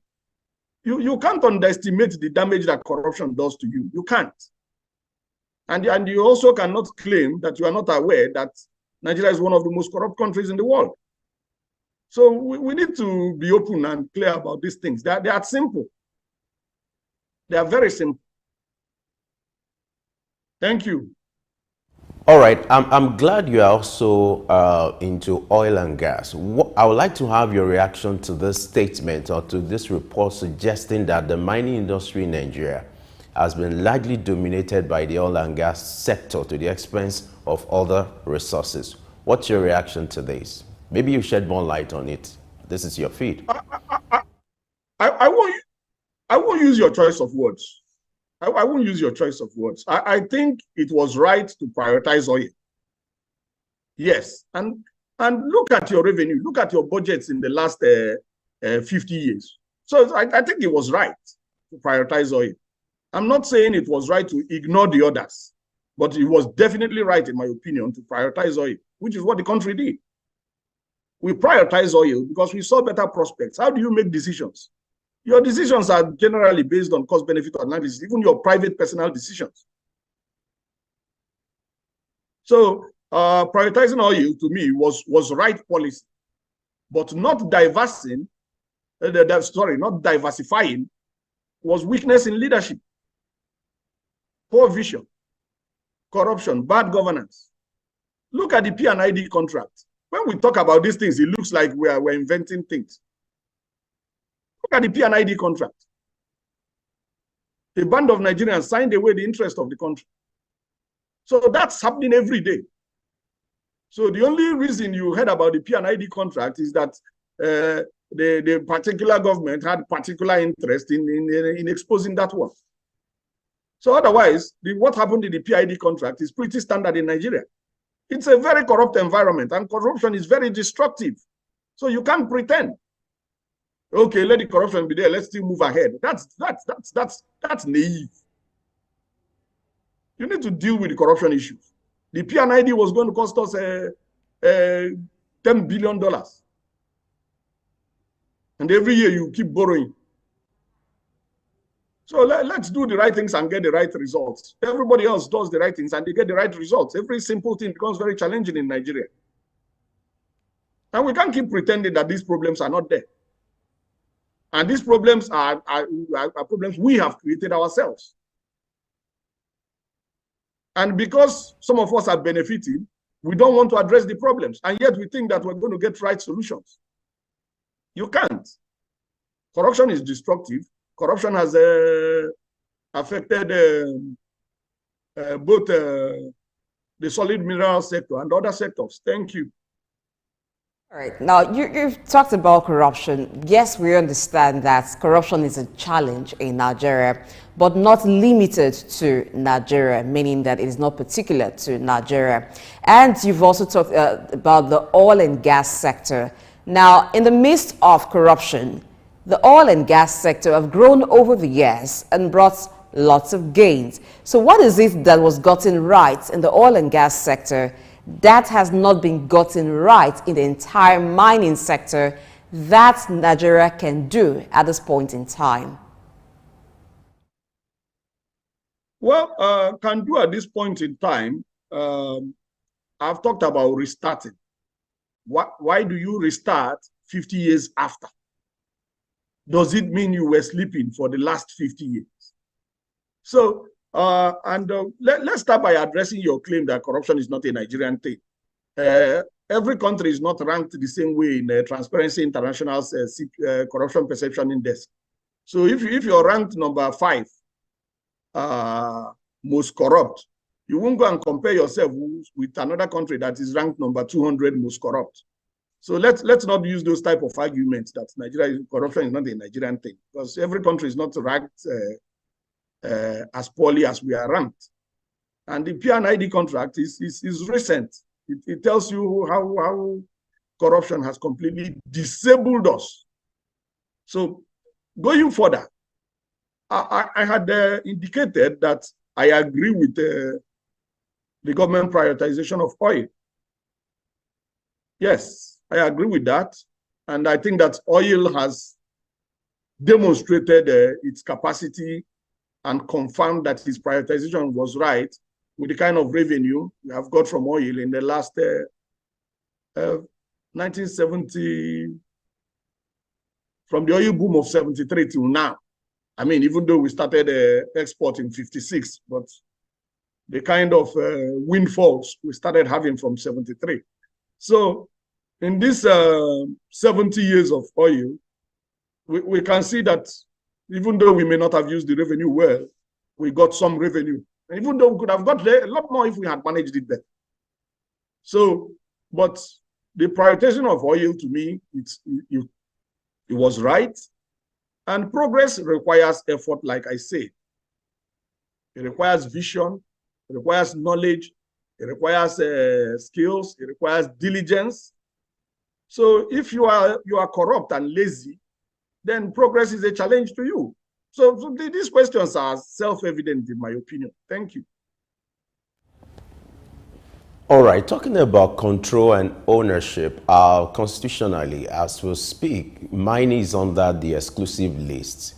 Do you think there's a need to readjust this to give room for flexibility for more private investors to get involved? Do you think, given the realities in the industry or in the market, will the fact that this has been on exclusive list, has it been a blessing or the other way, or is there need for adjustment? What are the merit and then the demerit for it being on the exclusive list? Thank you very much. I was going to say that's a very tough question until you simplified it by saying what are the merits and the demerits. I think that removing it from the exclusive list will be beneficial, clearly. Because if illegal miners, illegal, in Zamfara alone, can be involved in a $9 billion venture. Imagine if it was Zamfara state government. So, but let's not go there, even though I agree with you that this may be beneficial. Let's not go there because if you go there, it might turn to another PIB that took you 10 years, and at the end of the 10 years, you passed there something completely different from what you wanted to pass. So let's not go there because it becomes, from the experience of the PIB, it becomes political, it becomes sectional, it becomes revenue allocation issue, it becomes contentious, and we get nowhere. So why don't we leave it in the exclusive list for now so that we don't dissipate another 10 years in trying to change the constitutional framework. So let's leave it there for now, not because there's no advantage on the other side, but if we have to pay the kind of cost we paid for the PIB and we're still paying, then it may not be expedient. So we leave it on the exclusive list. That's my opinion, and I think that's clearly justifiable. And we have the federal government to oversee it, like they claim they want to oversee it, like they have failed to oversee it efficiently for 50 years. So the first thing is to ask ourselves, why did we fail for 50 years? And I think I've addressed that. We were successfully mining tin in Jos. We were successfully mining coal in Enugu. And then all of a sudden, what happened? So it's the same issues. It's the same fundamental issues. Governance is a fundamental issue. Leadership vision is a fundamental issue. Corruption in government is a fundamental issue. So to answer your question directly, we should leave it the way it is because we have noticed that the cost of change for similar ventures, using the PIB as an example, is crushing, is pernicious, is overwhelming. So let's not try, because there's a cost for change, and that's why you do change management. So let's not try to change anything now. Let us just even try to take over from the criminal illegal miners in Zamfara and get the $9 billion per year, gain control of that. Let's even do that. Because even from the way the minister is speaking, he has become bureaucratic about these things instead of being pragmatic. So you will hear stories until he will promise you that in the next 50 years, you will get it right. Then in the next 50 years, you will be interviewing my son, asking him why we have not got it right. Thank you. Exploration of these minerals. So far, a lot of them are just exported as raw materials. Now, what kind of infrastructure and technology would we require in order to begin processing so we can achieve or get the full gains from them? Well, it differs from mineral to mineral. I mean, limestone, for example, is principally for cement. And like I said, we've done better on that than in gold.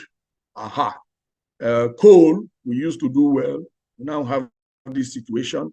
And something like coal does not require significant processing because it's just a fuel. The limestone, we transfer it or we use it in the cement making process.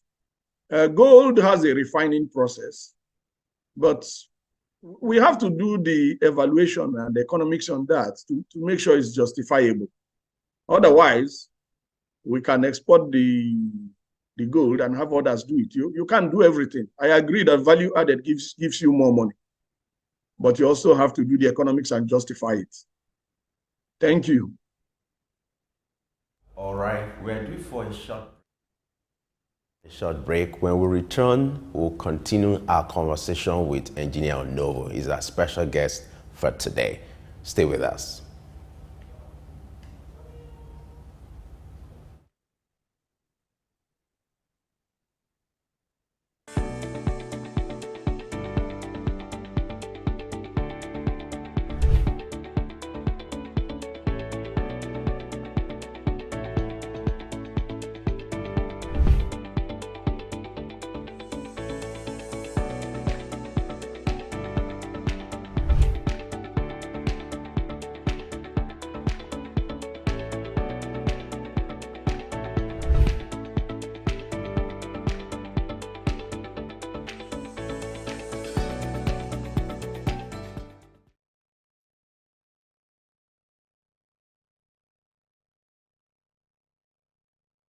My name is Olatunji Shoti Miri. I'm a performing artist and, television radio presenter and a university lecturer, Unilag. Keep watching Sook News. Hello everyone, my name is Kenny Black, Africa's finest music comedian, and you're watching Sook News. If you're not watching Sook News, I pity you, but keep watching Sook News. Hello everyone, my name is Timidakolo and you're watching Sook News. Stay tuned. Hi, my name is Wisdom Oluwaseun Okoko, co-founder Orbit Africa Properties. I'm live at Sook News. Guys, keep watching Sook News. For everything that concerns business, economy, politics, news, Sook News is your station. Good morning and welcome to Early Exchange with Blessing Aiche, Femi Ayodele, Sam Oruwoje, and Idahosa Osamanze. It's a national orientation agency. It's, as far as I'm concerned, very idle and unprofessional. Government says that subsidy is not in oil and government is not supposed to be paying subsidy in oil. Energy or whatever kind of off-grid solution we will be looking at. Today we are conducting mining today. Solid minerals, as an example, is, in no disrespect to anybody, is abysmal. We definitely need improvements in those areas. Of course, there are infrastructural needs. This is Early Exchange, shaping policy, advancing development.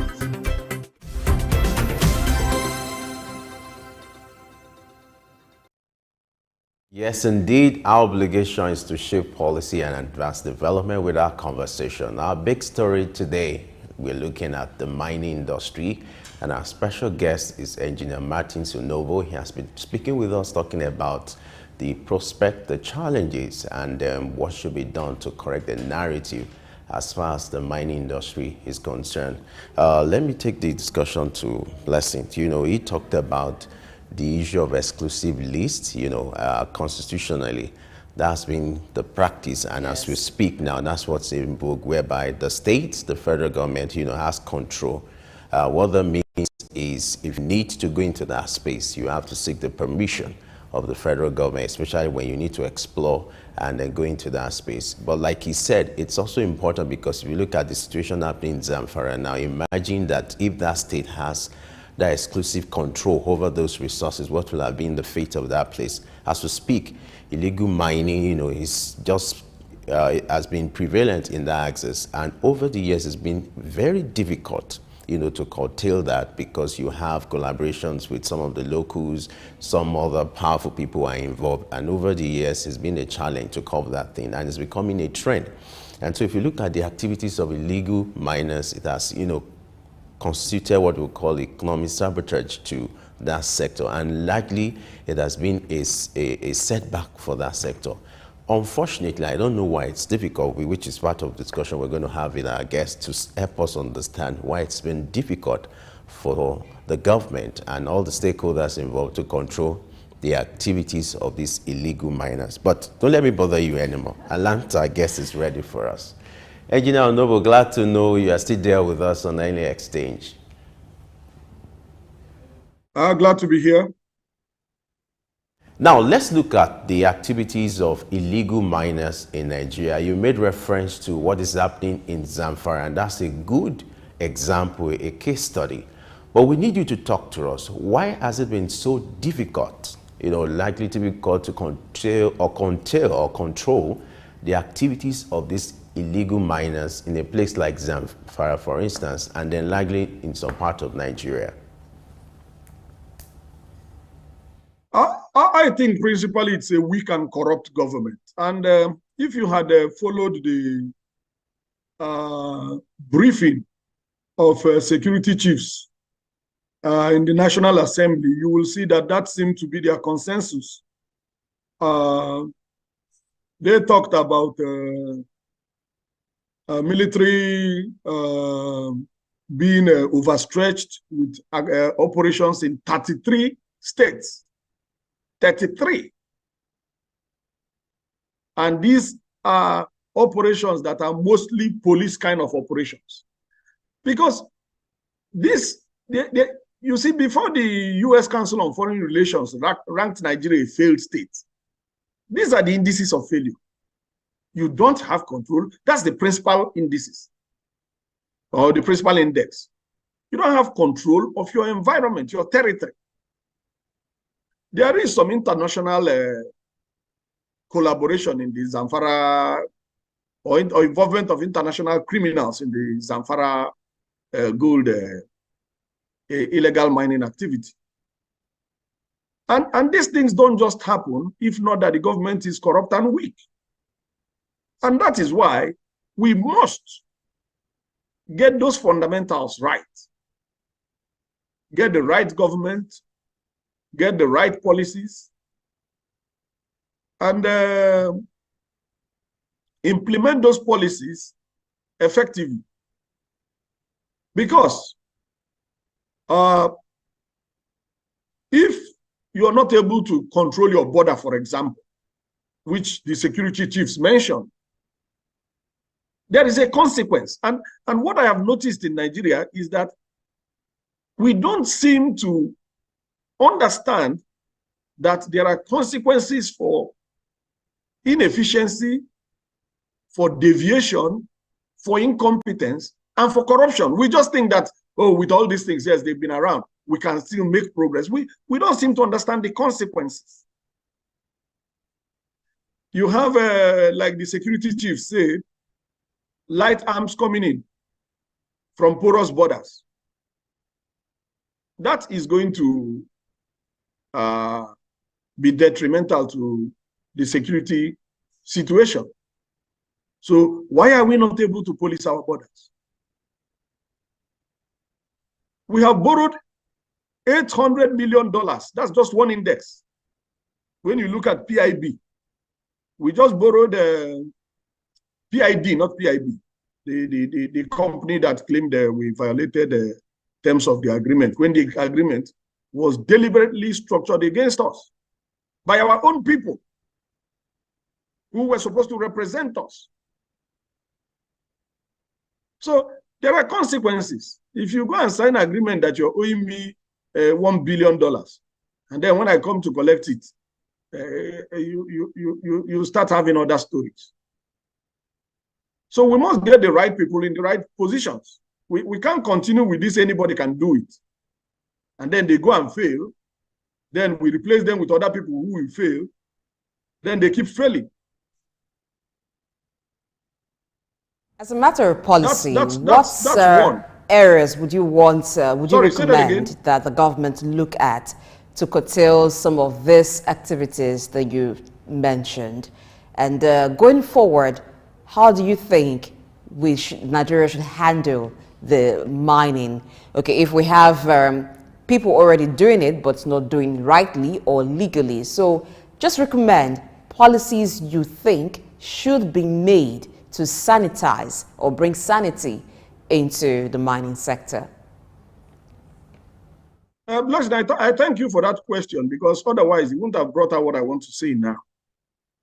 Blessing, no policy, no matter how excellent, will work without integrity. Understand that. And that's what I'm saying, that there are consequences for deviations. There are consequences for corruption. If you followed like I was referring to the security chiefs, if you followed their briefing in the National Assembly, you will see that they are not optimistic, because they also talked about poverty and the effect of poverty on insecurity. So when the foundation is destroyed, let me go religious, what can the righteous do? We're talking about foundational issues. We're talking about lawlessness. We're talking about corruption of public morality. And you think there's no consequence, and you say you want to make policies. What happened with the policies you made 50 years ago? Mr. Alake is talking about new policies, new regulations. What has happened in the last 50 years? Tomorrow you remove Mr. Alake, you put Femi Johnson. He starts with new policies, new regulations. Then you will fail for 100 years after you have failed for 50 years, because you're not willing to address the foundation. So I thank you for this last question. It has brought out that perspective, because maybe I'm not articulate enough to express it. No policy will work in an environment without integrity. None. Go and make it in the skies. It will not work. Integrity is foundational. And that is what we choose to ignore.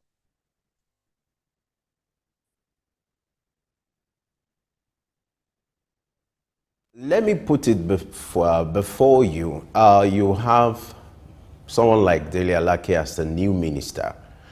If you're in position to advise, what should be his priority now that the federal government is thinking of maximizing that sector, to have some gains? As an expert in that field, I want you to advise him. What should be his priorities?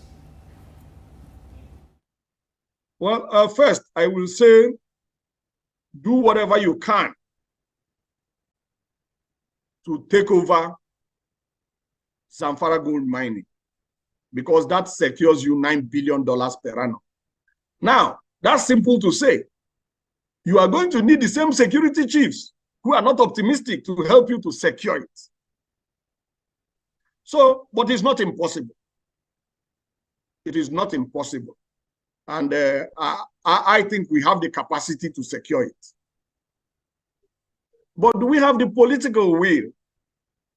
Are leading politicians benefiting from it? Can foreigners easily come into our country and conduct illegal mining operations without connivance? So, I mean, it was like oil theft. The money is very big. Oil theft was $4 billion per year, according to NAITI. Zamfara gold is $9 billion per year. That's $13 billion, and you're borrowing every day per year. So understand that Nigeria is a failed state. I'm not the one who has said it. The U.S. Council of Foreign Relations has ranked Nigeria as a failed state, but we seem to reject it and want to continue to pretend that it is not a failed state. Can it be fixed? Yes. So if I was going to advise Alake, I would say, gain control of Zamfara gold. The activities there. Gain control. How many years have we fought Boko Haram? A ragtag force of 3,000 men. Why are we not able to defeat them? So that's my point. It's not like we lack the capacity. It's about sincerity of purpose. It's about political will. The retired army spokesperson said that the army can defeat Boko Haram, but that the political leadership is not sincere. So these are the fundamental issues. So let's not just keep talking about policy. No policy will work when there's no foundational basis. And I've had to go religious to emphasize that. When the foundation is destroyed, what can the righteous do? So are you saying that a right policy will work in an environment of insecurity or an environment of corruption? If you say so, I will not agree with you. So there are foundational requirements. And one of them is integrity. The other is security. So, but directly to answer your question in the simplest terms, I will say gain control of Zamfara gold.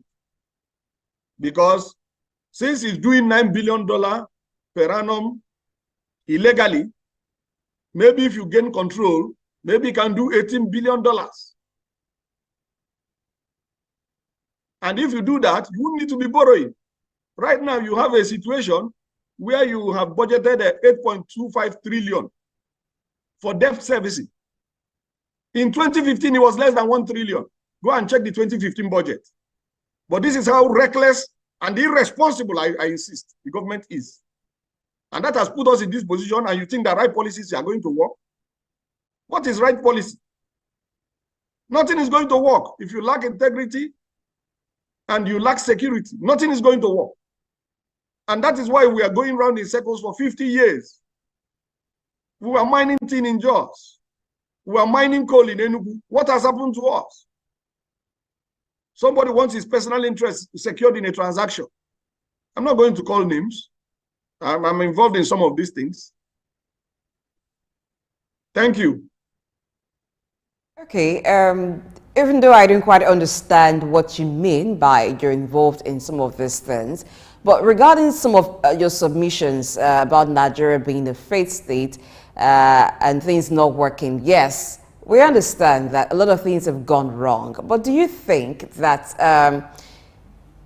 it is just right to see it or to come to the conclusion that Nigeria is a failed state, considering the fact that we have a new minister and the current administration is getting together, was gotten together, a team of some economists and some technocrats to see how to chart the way forward.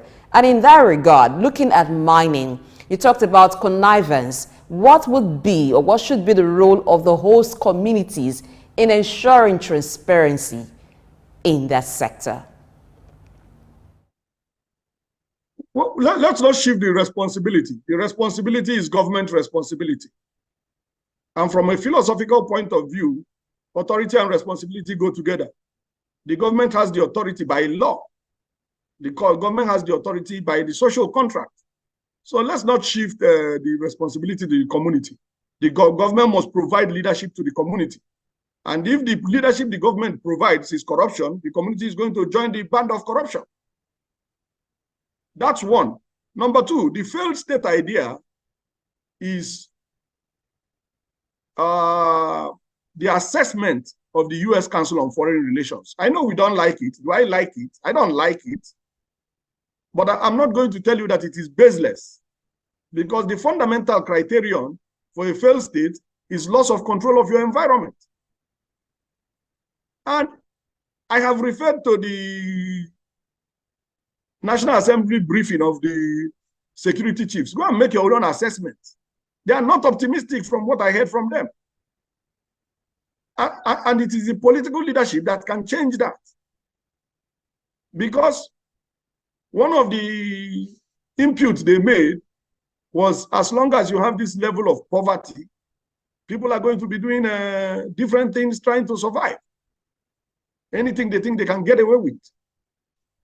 So you and I know that unemployment is directly correlated with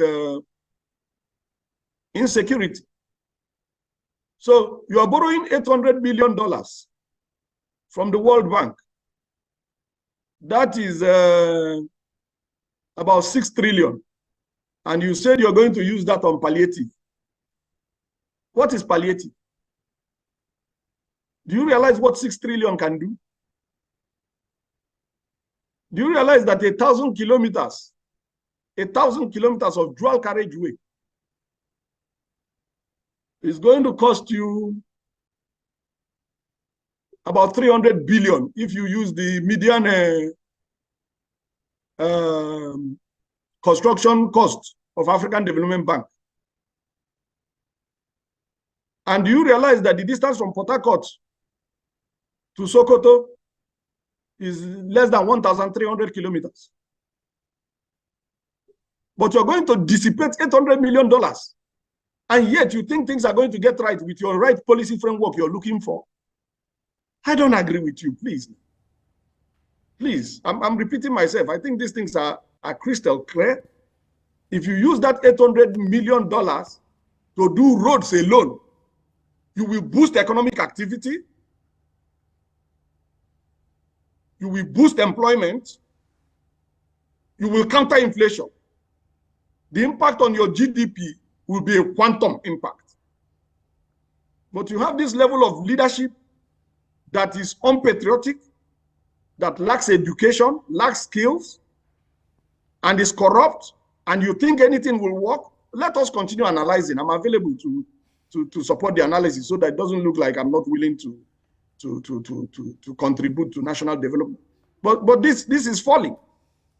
That's what it is. It's naive. And I've given so many examples. And I have gone philosophical. And I have quoted Bible. If the foundation is destroyed, what can the righteous do? You build in the right foundation. If the foundation is not right, you have to fix it. With this level of lawlessness, what can you get right? So that's the real challenge. That's the real challenge. And if you are appointing people to come to position to take care of their personal interests for political purposes, how do you think the national purpose is going to be achieved? I've said this 1,000 times. We cannot be doing the wrong things and expecting the right answers. We cannot. Let's look at it's the falling. If we want the right answers, we do the right hazards. things, and we have to do them consistently. Ejide Onova, if you can hear me, hear me now. Let's look at the environmental hazards and the effect of mining activities on the host communities. A lot of them has been largely neglected, talking about their welfare infrastructure. Paint a picture of how this has been over the years, and then what should be done to help the plight of the host communities who are likely affected. We have extensive experience in this area because of the experience we have had with oil and previous mining activities, particularly coal in Enugu and tin in Jos. So we have extensive experience. Is you get the right people to put the right management processes, to involve all the stakeholders, to follow the rules. Because, for example, there's EIA before you start. Environmental Impact Assessment. And if you follow our regulations correctly, it is comprehensive. If we follow our regulations, the regulations we have, not that you go and give one regulator some money and he signs off on trash. If you follow the regulations properly, it is comprehensive. It's not just pollution impact, it has social impact. So you have a good understanding. And you know that in the review of EIA, even the community participates. So if you do it right, you can foresee all the challenges. And if you're able to foresee all the challenges, you are able to put management systems in place to contain the challenges. So it is simple. It is simple. We've been doing this for too many years. We're not going to learn how to manage community or how to manage environmental impact. No, we know how to do it. The question is, are we willing to do it? That's the question of sincerity of purpose. Or do we just want our in-law to be in the position so that he can award contracts to us, or he can better his life and send his children to Canada while the schools here don't work? Is that what we want? So thank you for that question. My answer to you is be confident that we have enough experience to manage those. And the processes in place, in my opinion, are adequate. The established processes in place are adequate to contain that. Thank you. All right, going forward now, developing the sector, assuming that the right things have been done and we're beginning to build integrity, let's look at the area of financing the processing. How can Nigeria get public-private partnership to boost the sector, because it is capital intensive? Blessy, you're right, but let's not overemphasize that. You know why? The Zamfara Gold, from what I know, I've not participated, but what's in the public space is artisanal. So let us not overemphasize that and frighten ourselves that it's so capital intensive. If it is artisanal, then we can manage to the next level. And if artisanal can yield $9 billion per year, imagine if we do a basic level. We're probably going to get $20 billion a year. So let's not overemphasize and frighten ourselves with capital investment. There are many ways to do things. And that is why skilled people are valued all over the world, except in Nigeria. That's why you have brain drain. And that's why they leave you, go to where they are valued. Because if what you value here is a Chicago certificate, that's your own business.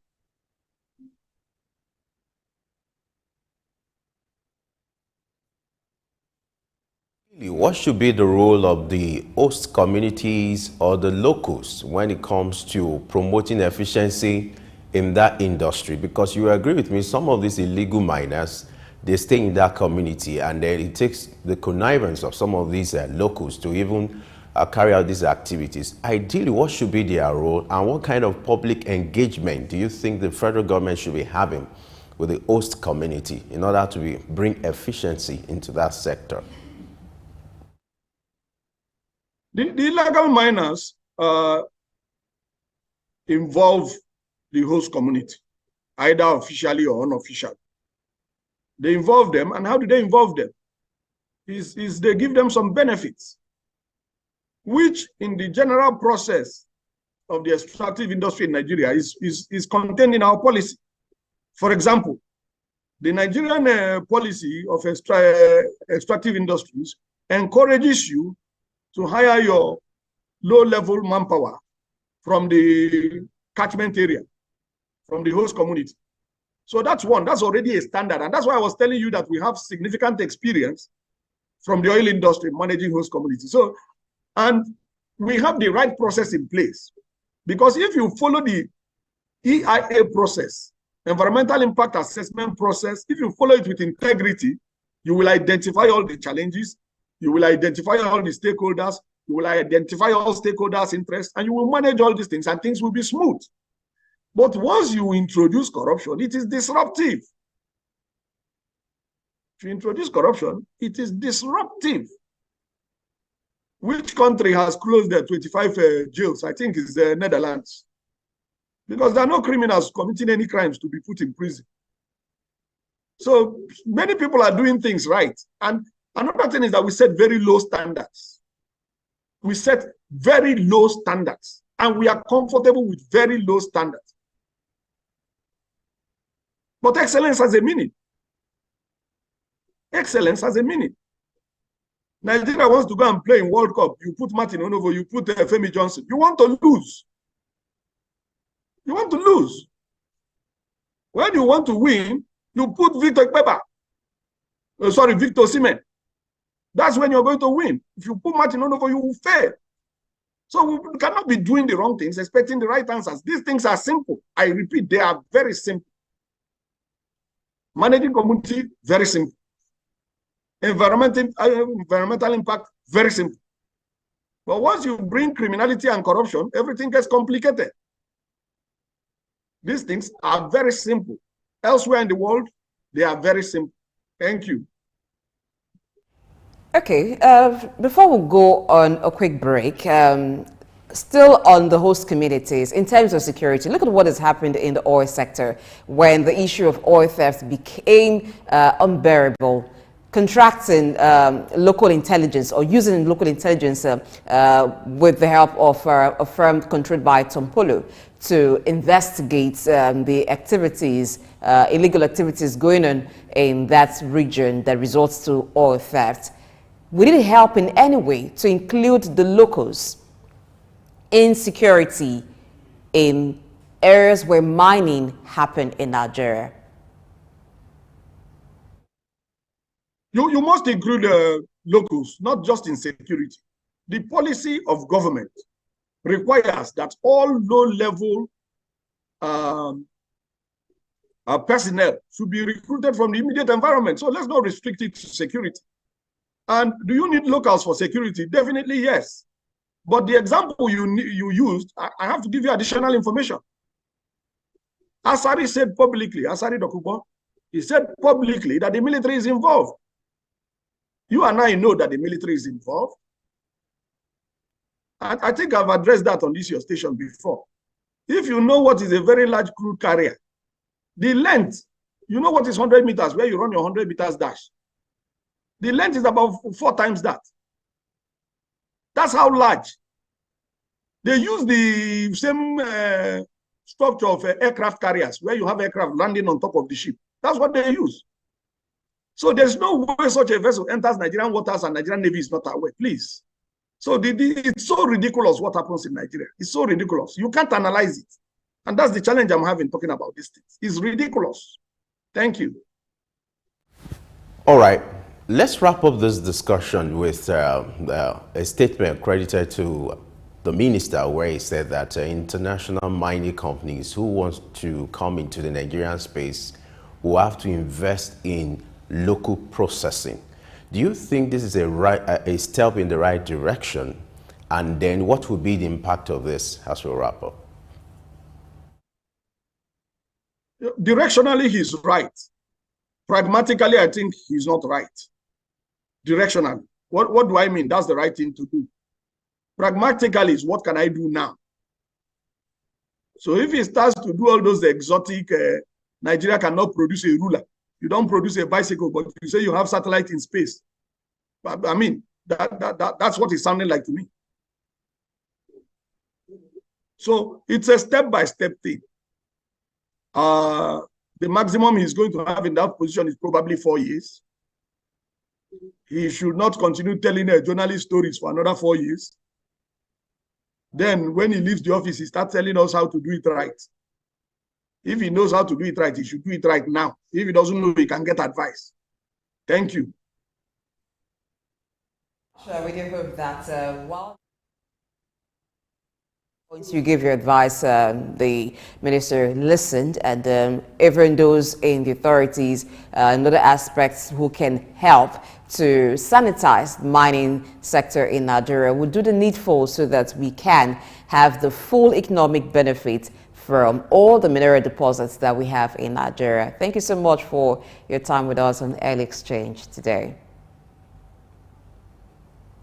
Thank you. I agree with your conclusion. Thank you. All right, let's go to a quick break. We'll return with more looking at the mining industry in Nigeria. Stay tuned. Hi, my name is Fred Amata, and you're on to Souk News. If you're watching this channel for the first time, make sure you continue to watch it, because this is Souk News. Shout out to Souk News. Actually, I don't know. I really enjoyed the little moment I spent with you, and I think with more of this. Souk News. Here's the Souk News, who had the courage to transcend a locked-off camera and actually have a conversation with a human being. It's a pleasure, Souk News. Thank you very much. If you want to advertise your product, just come here and let us help you to get to places. Yeah. When an industry reaches where people are scrapping for the market, perhaps it's time to rethink what can be done by co-opetition, that is competition and cooperation, to increase the market size. I'd like to discuss a concept about market share and two options: scrapping for a diminishing market or trying to create a bigger cake by creating a bigger market. This stems from my discussion with a brewer who was complaining about the fact that the market was shrinking, and also that the prices that they put up to mitigate against the higher tax on beer was resisted by customers. So not only was market shrinking, but also prices were being attacked. And to add insult to injury, a second big player has entered the market that wants to grab market share by all means. And the existing players are defending their turf. What is suffering is value, because everybody is competing straight on price. And my feeling is, when an industry reaches where people are scrapping for the market, perhaps it's time to rethink what can be done by co-opetition, that is competition and cooperation, to increase the market size. This is my hypothesis. If you look at what drives beer sales, a lot of it is on the back of celebration in sports, especially football, in viewing centers. I can bet that if the national team, the Super Eagles, goes to the quarterfinal of the World Cup, the beer industry will sell more beer than they probably would have sold in the whole 2 years. And so I would say, instead of scrapping for that market that is dwindling, perhaps they should probably bring out a budget and come together and work with the Nigeria Football Association to develop grassroots football. It's long-term strategic investment, because by developing grassroots football and improving the league, which is also beneficial to the country, they're going to create the opportunity for the teams to advance to higher levels in global competitions. And that's a whole new market you're creating for your beer. But leaving this long-term strategy, which is a win-win for football, for Nigeria, and for your own industry, and scrapping for a diminishing market and destroying value, I have my doubts that that is a sustainable strategy. Rather, and this is not just for the beer market, for any market at all, when it gets to the point when we're scrapping for the dregs, maybe it's time to reimagine a new market. morning and welcome to Early Exchange with Blessing Aiche, Femi Ayodele, Sam Oruoje, and Idahosa Osamanze. It's a national orientation agency. It's, as far as I'm concerned, very idle and unprofessional. Government says that subsidy is not in oil, and government is not supposed to be paying subsidy in oil. Energy or whatever kind of off-grid solution we will be looking at. Today we are conducting mining today. Solid minerals, as an example, is, in no disrespect to anybody, it's a bismarck. We definitely need improvements in those areas. Of course, there are infrastructural needs. This is Early Exchange, shaping policy, advancing development.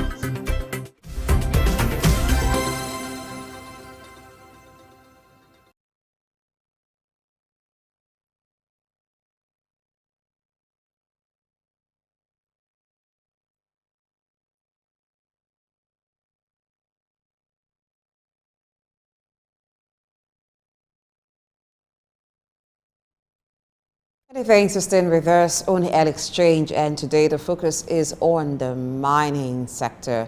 So to go further, we'll be looking at the environmental impact, community engagement, and of course benefit sharing, so that all the economic gains of the mineral deposits that we have in Nigeria can be gotten. After all, what is the use of having mineral deposits if it is not translated to economic gains?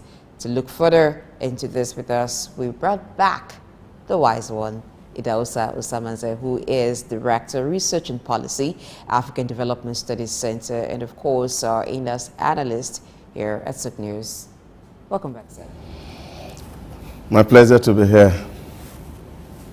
All right.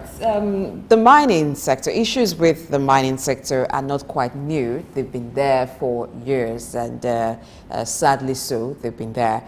But looking at dealing with some of the issues, for every exploration that is done, it comes with attendant environmental impacts. How can we reduce some of this? Well, I think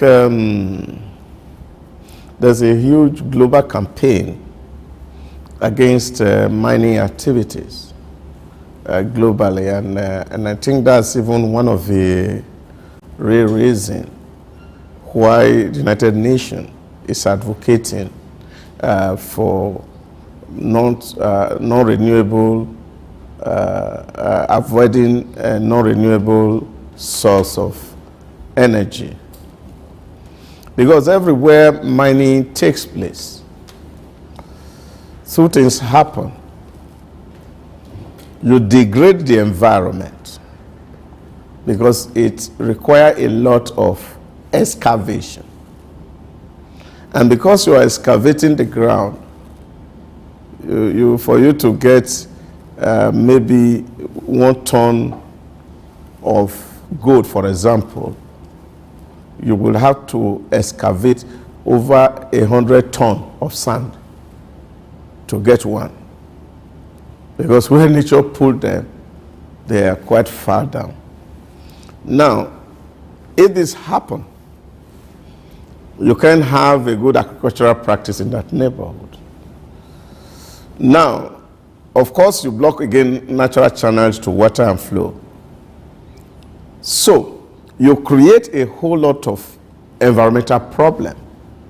That's one dimension.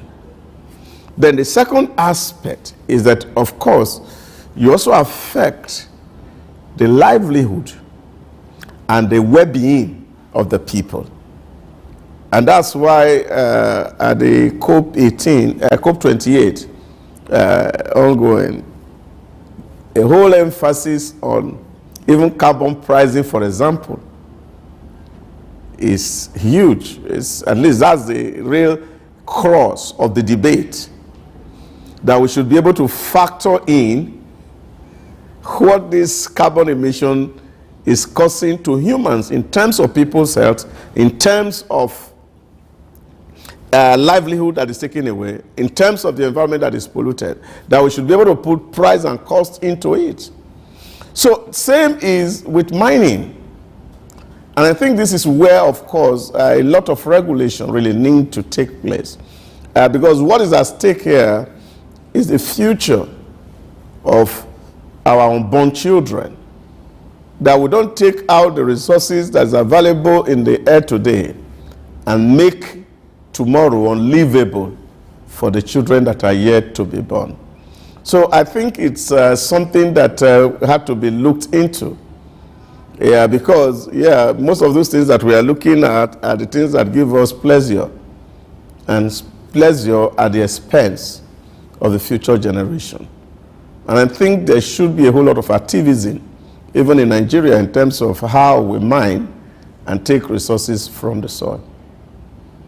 Let's look at the issue of environment impact assessment, which is very critical or crucial when it comes to this kind of project in a situation, in a community where you're going to have this kind of mining activity.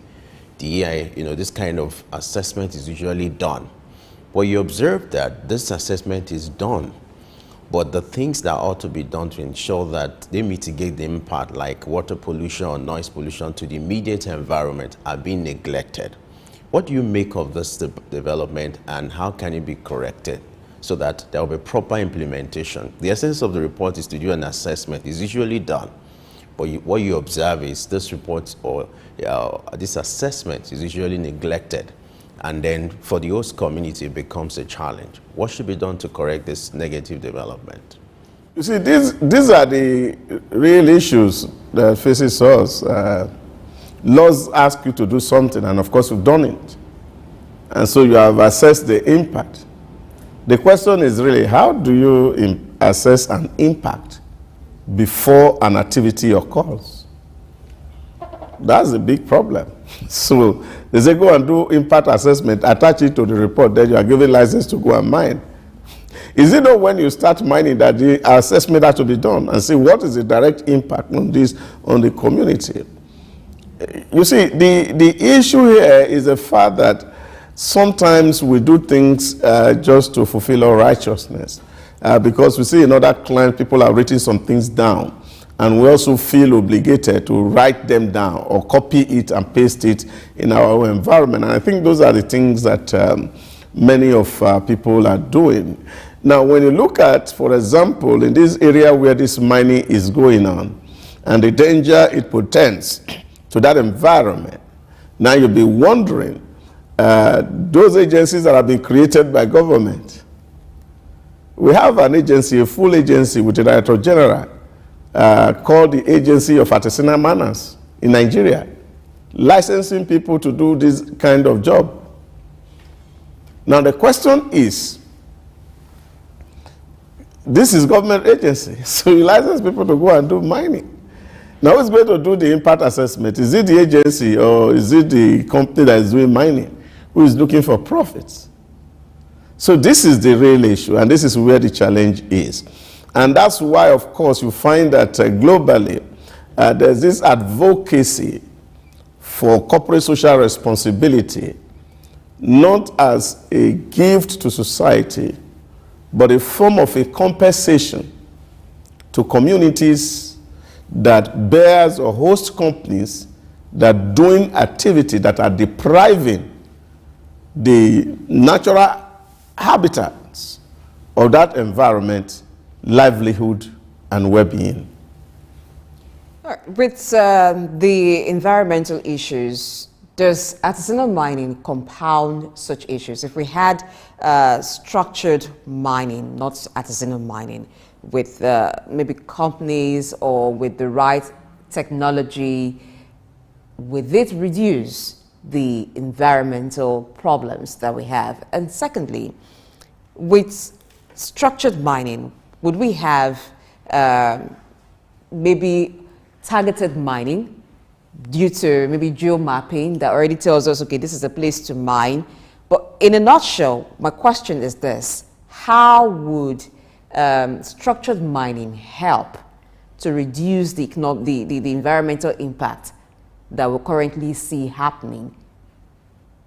Yeah, I don't think it's going to be basically different, because whether you are using bigger technology or a smaller technology, all that you're doing is that you are digging the ground. Because the thing is underground, and that's what it is. And so you are cutting it away, bit by bit. And these things are limited in supply. That's the unfortunate thing. It's not something that you draw and after it will replenish itself. They are limited in supply. The one you dug today, you will not dig it tomorrow. And that's what we are doing. So you dig it until you get to the water, and of course, what happened? You see terrible things happening around. And this is why you see earthquake is all over. Tremors and distance that are affecting lives. This is the huge challenge about mining.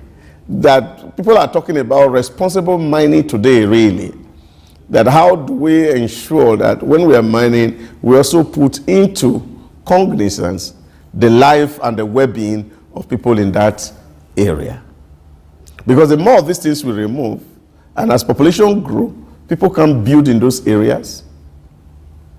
Houses can spring up because even to now construct house there will become terribly expensive because you will have to do a whole lot of landfill to be able to use that place for farming or to use it to build house. So all these are the issues that will come. So whether they are structured or artisanal, as long as you are digging the ground with whatever technology you have, you are making the place unlivable. And this is why I'm talking about the advocacy for responsible mining, that we must also be conscious of the fact that the things that we should do, people are asking, look for new technologies to do these things without necessarily compromising the future of the generation of people that are yet to be born. Let's look at the activities of illegal miners. You know, we still need to talk about this, looking at the host community. What should be the role of traditional rulers, you know, the chiefs, the stakeholders in those host communities, you know, to ensure that, for instance, a place like Zamfara, security is restored and they collaborate with the government to ensure that sanity is restored to those sites. A good example is what happened with oil, you know, which was discovered in Bayelsa. And you discover what happened over the years, the agitations by the Niger Delta people. So what should be the role of the locals, the traditional rulers, in combating this menace? Well, this statement was credited to Abacha. I don't know whether he actually said it, that, for example, if a riot survives 48 hours, then government of the day must be involved. You know, a lot of people have quoted this, but I don't know because I don't see where it was written in the statement. But I think that's the real issue here. That where you find that some people are doing, you can't call it illegal because the state is involved. The state is involved.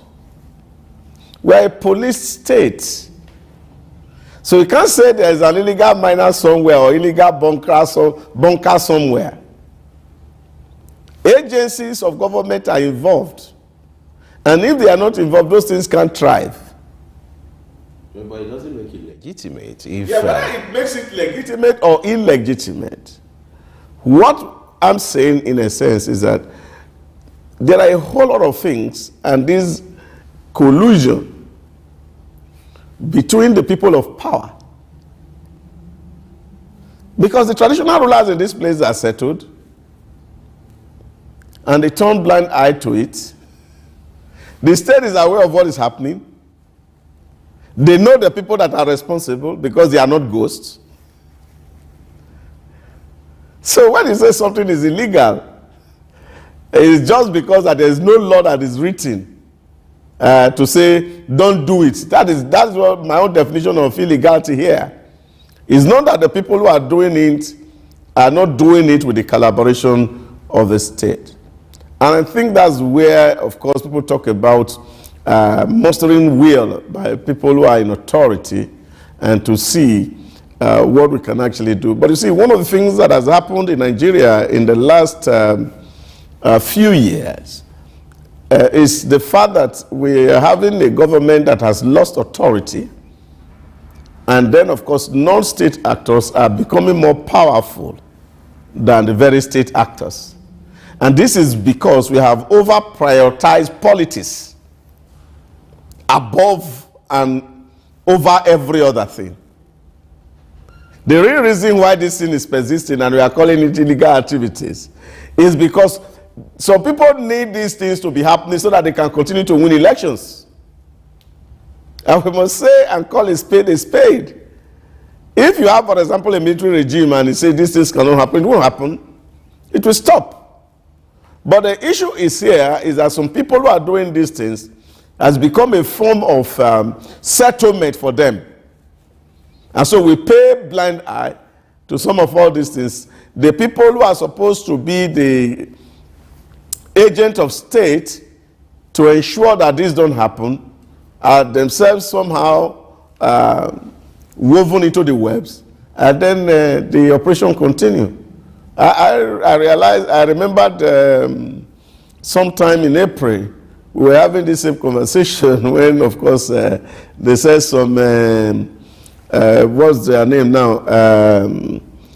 This new outfit, Civil Defense Corps, arrested some illegal miners in Zamfara, and they were prosecuting them. And I remember having this conversation with the director of the agency. I said, how would they call them illegal miners? Did they cross-check from us whether these people have license before they took them to court and called them illegal miners? That this same set of people, that they have a license to mine. So this is where the challenge are. We might have to first of all get a repository of who does what in Nigeria. Because a whole lot of people have license to do some unlawful things. And this is where, of course, where the case of the P&ID that happened in the petroleum sector is a case in point, where some people sponsor illegality and took a document to the president who was not feeling well and brought it back as signed, and it was a contract entered into validly by Nigeria. This is what we are confronted with. And these are the issues that we will need to continue to deal with as we remain here. That's why I can't stop talking about our value system changing. And we have a reorientation of the way we see things and see things beyond their immediate and be able to look at the future and the consequences of the things that are happening to us. The unfortunate thing you see in Nigeria today, people who have power today to act, they won't act until they leave power and they start to tell every one of us everything that was wrong and how to fix it. So I think we're in a serious web that we need to think hard to bring ourselves out of. So this issue, we may not be able to say clearly who are illegal miners or who are legal miners, because there is an agency that is giving license to people to mine. And they have to be able to distinguish those that have license and those that don't have license. And I know that it will be difficult for somebody without license to operate when that agency is still in existence and the DG is active, well and alive. Okay, let's look at benefit sharing. The Minister of Solid Minerals, Dele Alaki, has said that the federal government will ensure that the host communities receive maximum benefits from mining operations in their areas. Now, what would mean maximum benefits? What would we see in communities that would tell us that, oh, this community is actually receiving benefits from mining operations in their area? Take example from what we see in the oil and gas sector. That has often been an issue between the host communities and the companies operating there. But in the other areas where minerals are mined in Nigeria, what should be the measurement of maximum benefits? Well, I think what the minister may call maximum benefit cannot really be quantified as maximum, because when you are looking at maximum benefit, except that you want to make the citizens stakeholders in the industry, and profit sharing is what is advocating, that when profit is made, it will be shared with the locals. So to that extent, you can be looking at it as a benefit. But I think the real challenge here really goes beyond how we conceive the cost, the opportunity cost of this mining activity. Some years ago, I did a survey for NDDC, and I was in the Niger Delta region from Warri to Patani to Burutu to Bayelsa, River State, and I traversed all these towns in 2006 and looking at people to see the impact of what NDDC was doing. Yeah, but that was the focus of the study. But the things that I saw then in the communities was the fact that what you are considering as impact was multiple. Acid rain, for example. I was told in Warri, especially in that area around the refinery, that if they use iron roof to zinc in 6 months, the thing wears out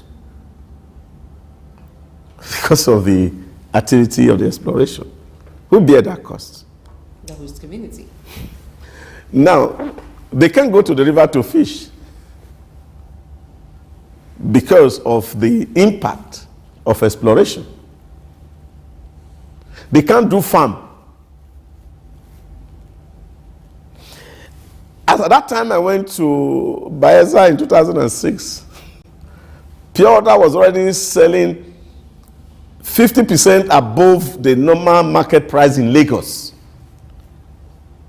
Because even the borehole you dug in the Niger Delta area, where the oil-bearing community, you can't drink the water. So how do you quantify the impact? You can quantify it. So what kind of maximum reward can you give to such community?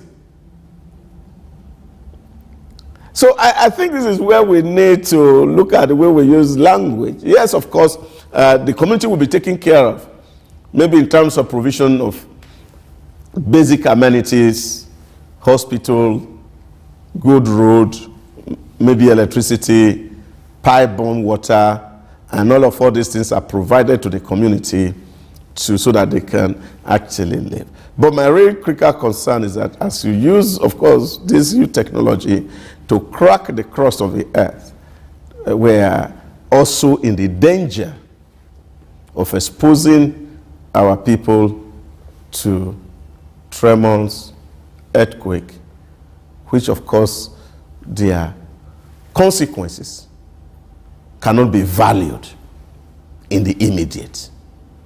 So these are the things that for me are the critical issues in terms of the environment and mining in Nigeria.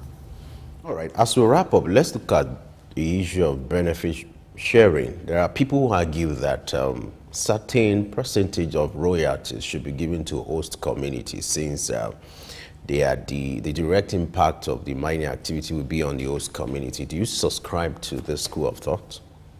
Well, naturally I don't. I have reservation. If what we have seen in the Niger Delta region is any knowledge or experience to go by, 13% derivation, for example, has it affected the life of the common man? Except that the elites are the ones that are benefiting from these so-called royalties. So the real common man who is on the street suffers. And that's why I keep saying to some of my friends that we should have better ways of doing some of all these things, that government be done, how am I going to talk about it now, be done formally, so that if we mine activity, rather than give money to a particular individual and if this come to the state, in terms of budgeting, what you need really to do is to prioritize this community in terms of providing social infrastructure that everybody will benefit from. That is better off than giving royalty to one man to share for the others, and he keeps 75% and probably bring out 5% for other people to share. So this is the issue. Don't forget the environment where we live, the level of greed and avarice by the elite, who most of the time form representation for their people. We see all these things and all these debates, even in terms of what they call constituency projects, which is a way of elite taking resources on behalf of their people. And you go to your constituency and you are asking, really, what has been done? So this is the real issue.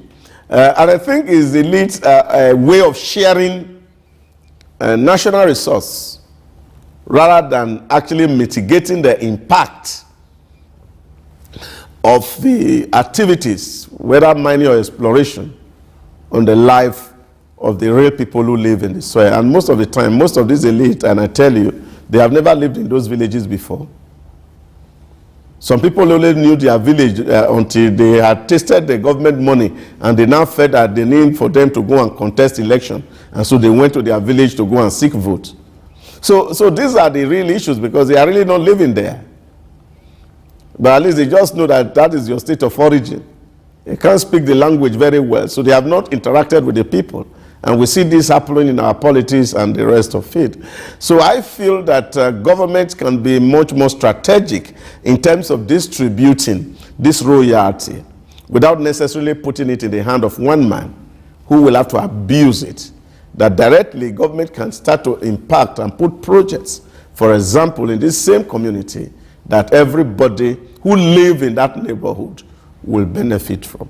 So you don't give the money to one man who claim to have been living in that community, but take the money away from that community and build a house in the city, in Amsterdam, in London, and the people who bear the brunt are still there suffering. Well, we do hope that it will come a time when the host communities will actually get benefits of the exploration activities happening in the localities, and it will be all smiles for Nigeria as it concerns mining. That's our wrap up discussion on mining, but we're not done with the show.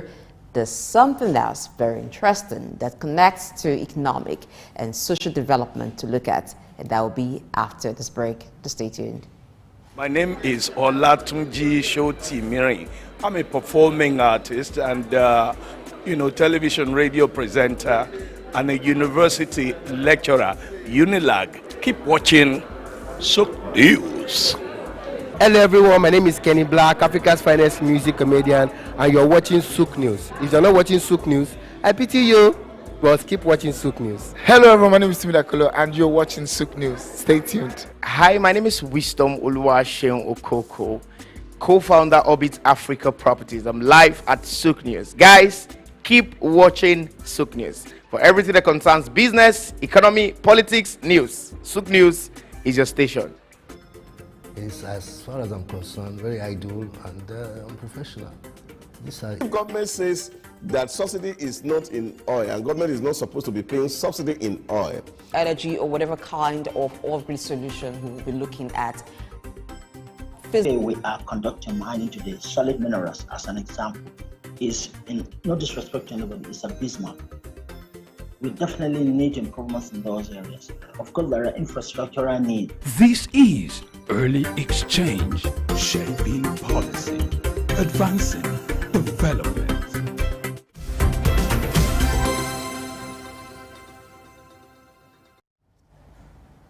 Many thanks for staying with us on the show today. It is International Day of Volunteers for Economic and Social Development. Now, the theme for this year's celebration is Solidarity Through Volunteering. Now, this day is about bringing to the fore what we all can do collectively and individually through acts of volunteerism in whatever way that we can, just to boost the economy and, of course, social development of wherever we are. To talk about this with us, we'll still have Idausa Usamanze in the studio. Looking at this day, volunteerism is not something that it's embraced by all. Some people leave it for the NGOs to do, to volunteer. And at the international level, it is something that the UN champions. You find that in several countries, particularly where there are conflicts, you have volunteers working with the UN, you have them working with some international organizations to either ensure peace, give care, support people socially and economically. In what ways can people volunteer individually? Because it seems to be a thing of some people would like to do it, but they do not even think they have the capacity or how to go about it. Well, I think volunteerism, as it were, if you were to say it, I would say it's native to Africa.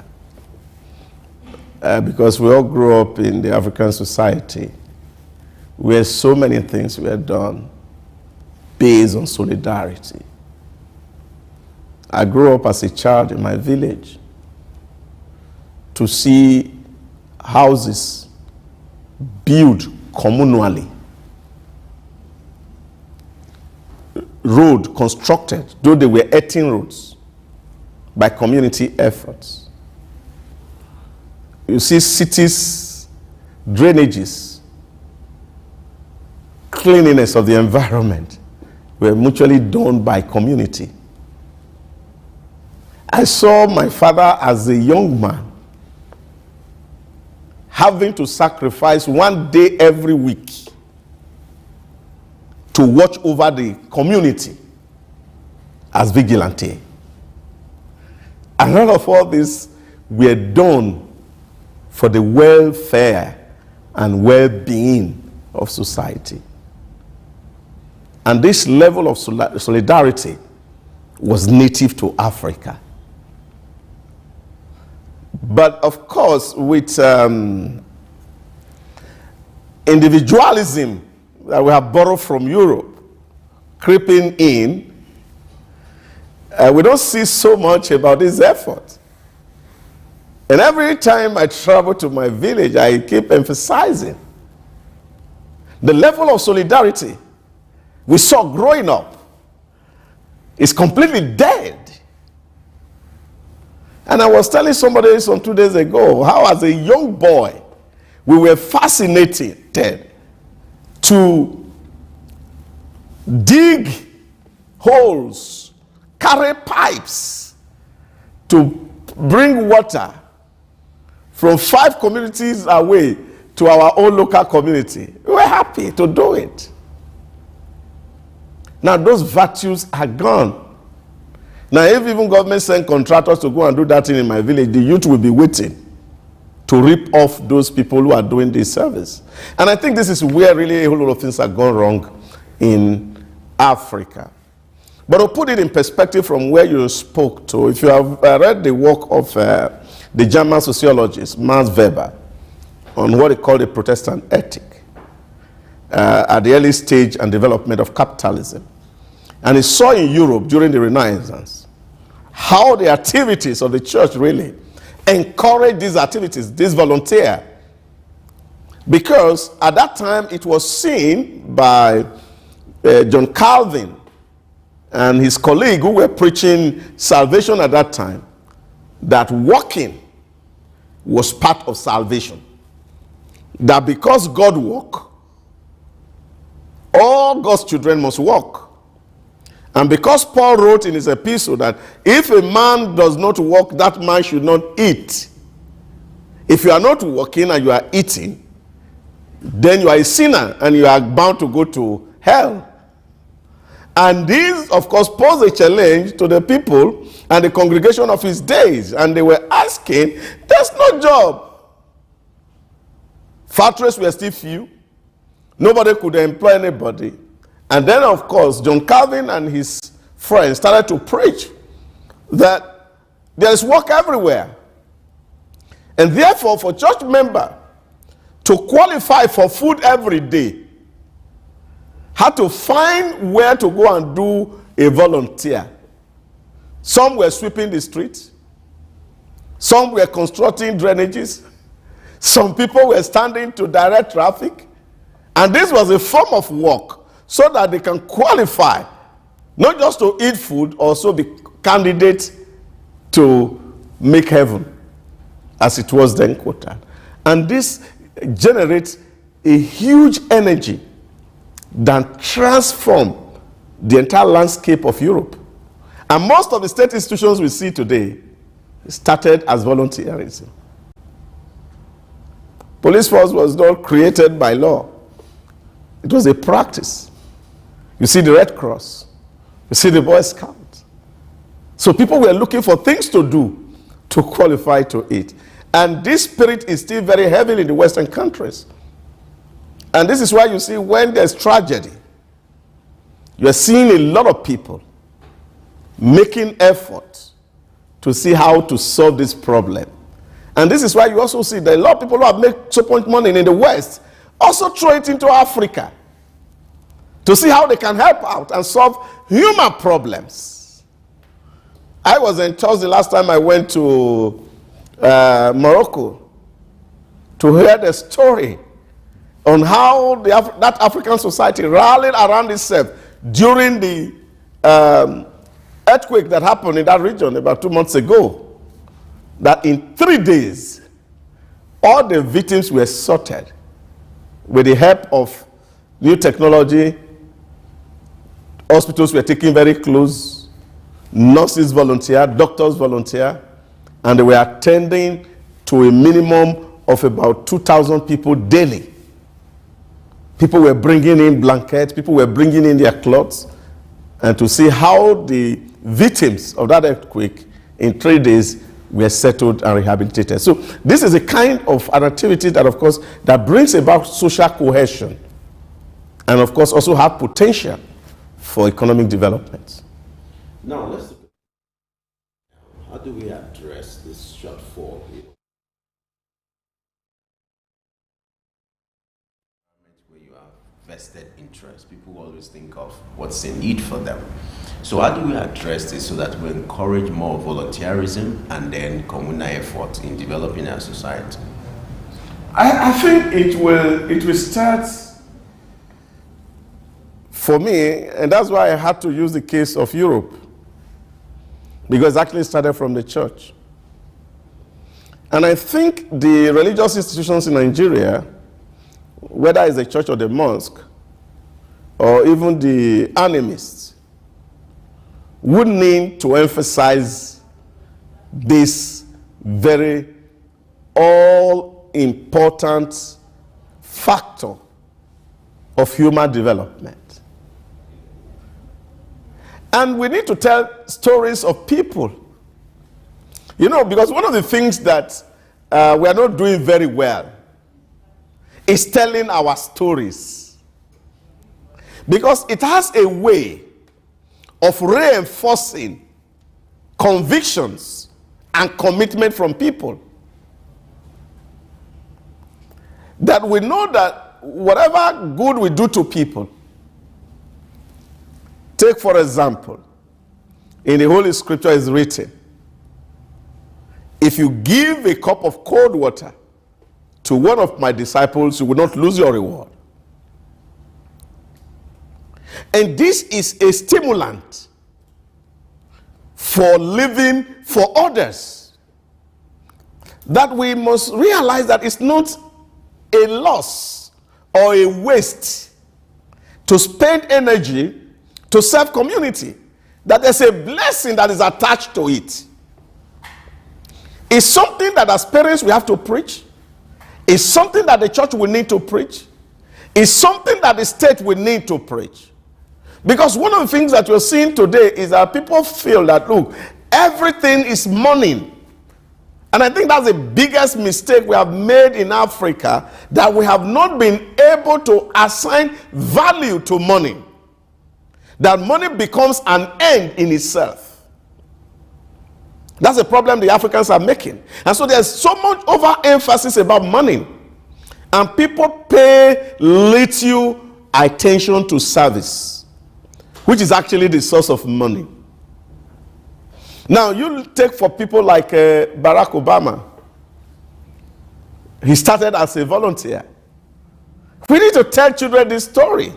And he became the president of America. People like Lee Kuan Yew, first-class graduate from Oxford University, who went to serve his people. He studied law and was using his law to protect workers in Singapore. And everybody knew him as an advocate of the people, advocate of the poor. Little wonder he floated a new political party and he was able to defeat an entrenched, corrupt political elite. Now, these are testimonials that we see from those who are giving themselves to the service of the common good of humanity and the benefit that they reap from it. Now, once people can connect service with reward or benefit, the motivation to go into that enterprise will become really very high. All right, looking at our society and even globally, what are the areas that people can channel volunteer efforts towards? As we are today, really, there is so much. Just take a look at our environment. You're having tragedy here and there. People are homeless. Take, for example, you know the number of Nigerians that are living in IDP camps. Look at schools in your neighborhood where children are sitting on the floor, some are under the tree to read. You see schools where, of course, you have less than 2 teachers teaching a whole school. So these are all avenues where we can come to the aid of society. See confusion on the streets, even in terms of maintaining traffic, because state institutions can't do this. Look at the security challenge we are talking about. For example, in our country, we know that we cannot employ enough policemen that will be able to do these operations. And that's why I started by telling my own village story, where my father and a whole lot of people who were living in the community divided themselves into groups, and they have to keep watch over their community both night and day. And this was done pro bono, and it was for free. So when they are sitting at home and a child is having something, an emergency, there's a man who is there around to help out. So this wards off criminals from communities and society. So we can still reinvent this and see that as community is prospering, a whole lot of things happen. I remember those days because there was a major road passing our community. And you see drivers, see these men gather together and they are looking, people have compassion on them. Sometimes some people drop a loaf of bread for them. Sometimes some people drop some money for them because they see that they were doing and contributing to society. This is, for me, what it is. So there's so much area we can look at, whether it's in the health sector, whether it's security sector, whether it's even in the education sector. There is so much that is required. We need people who can assist.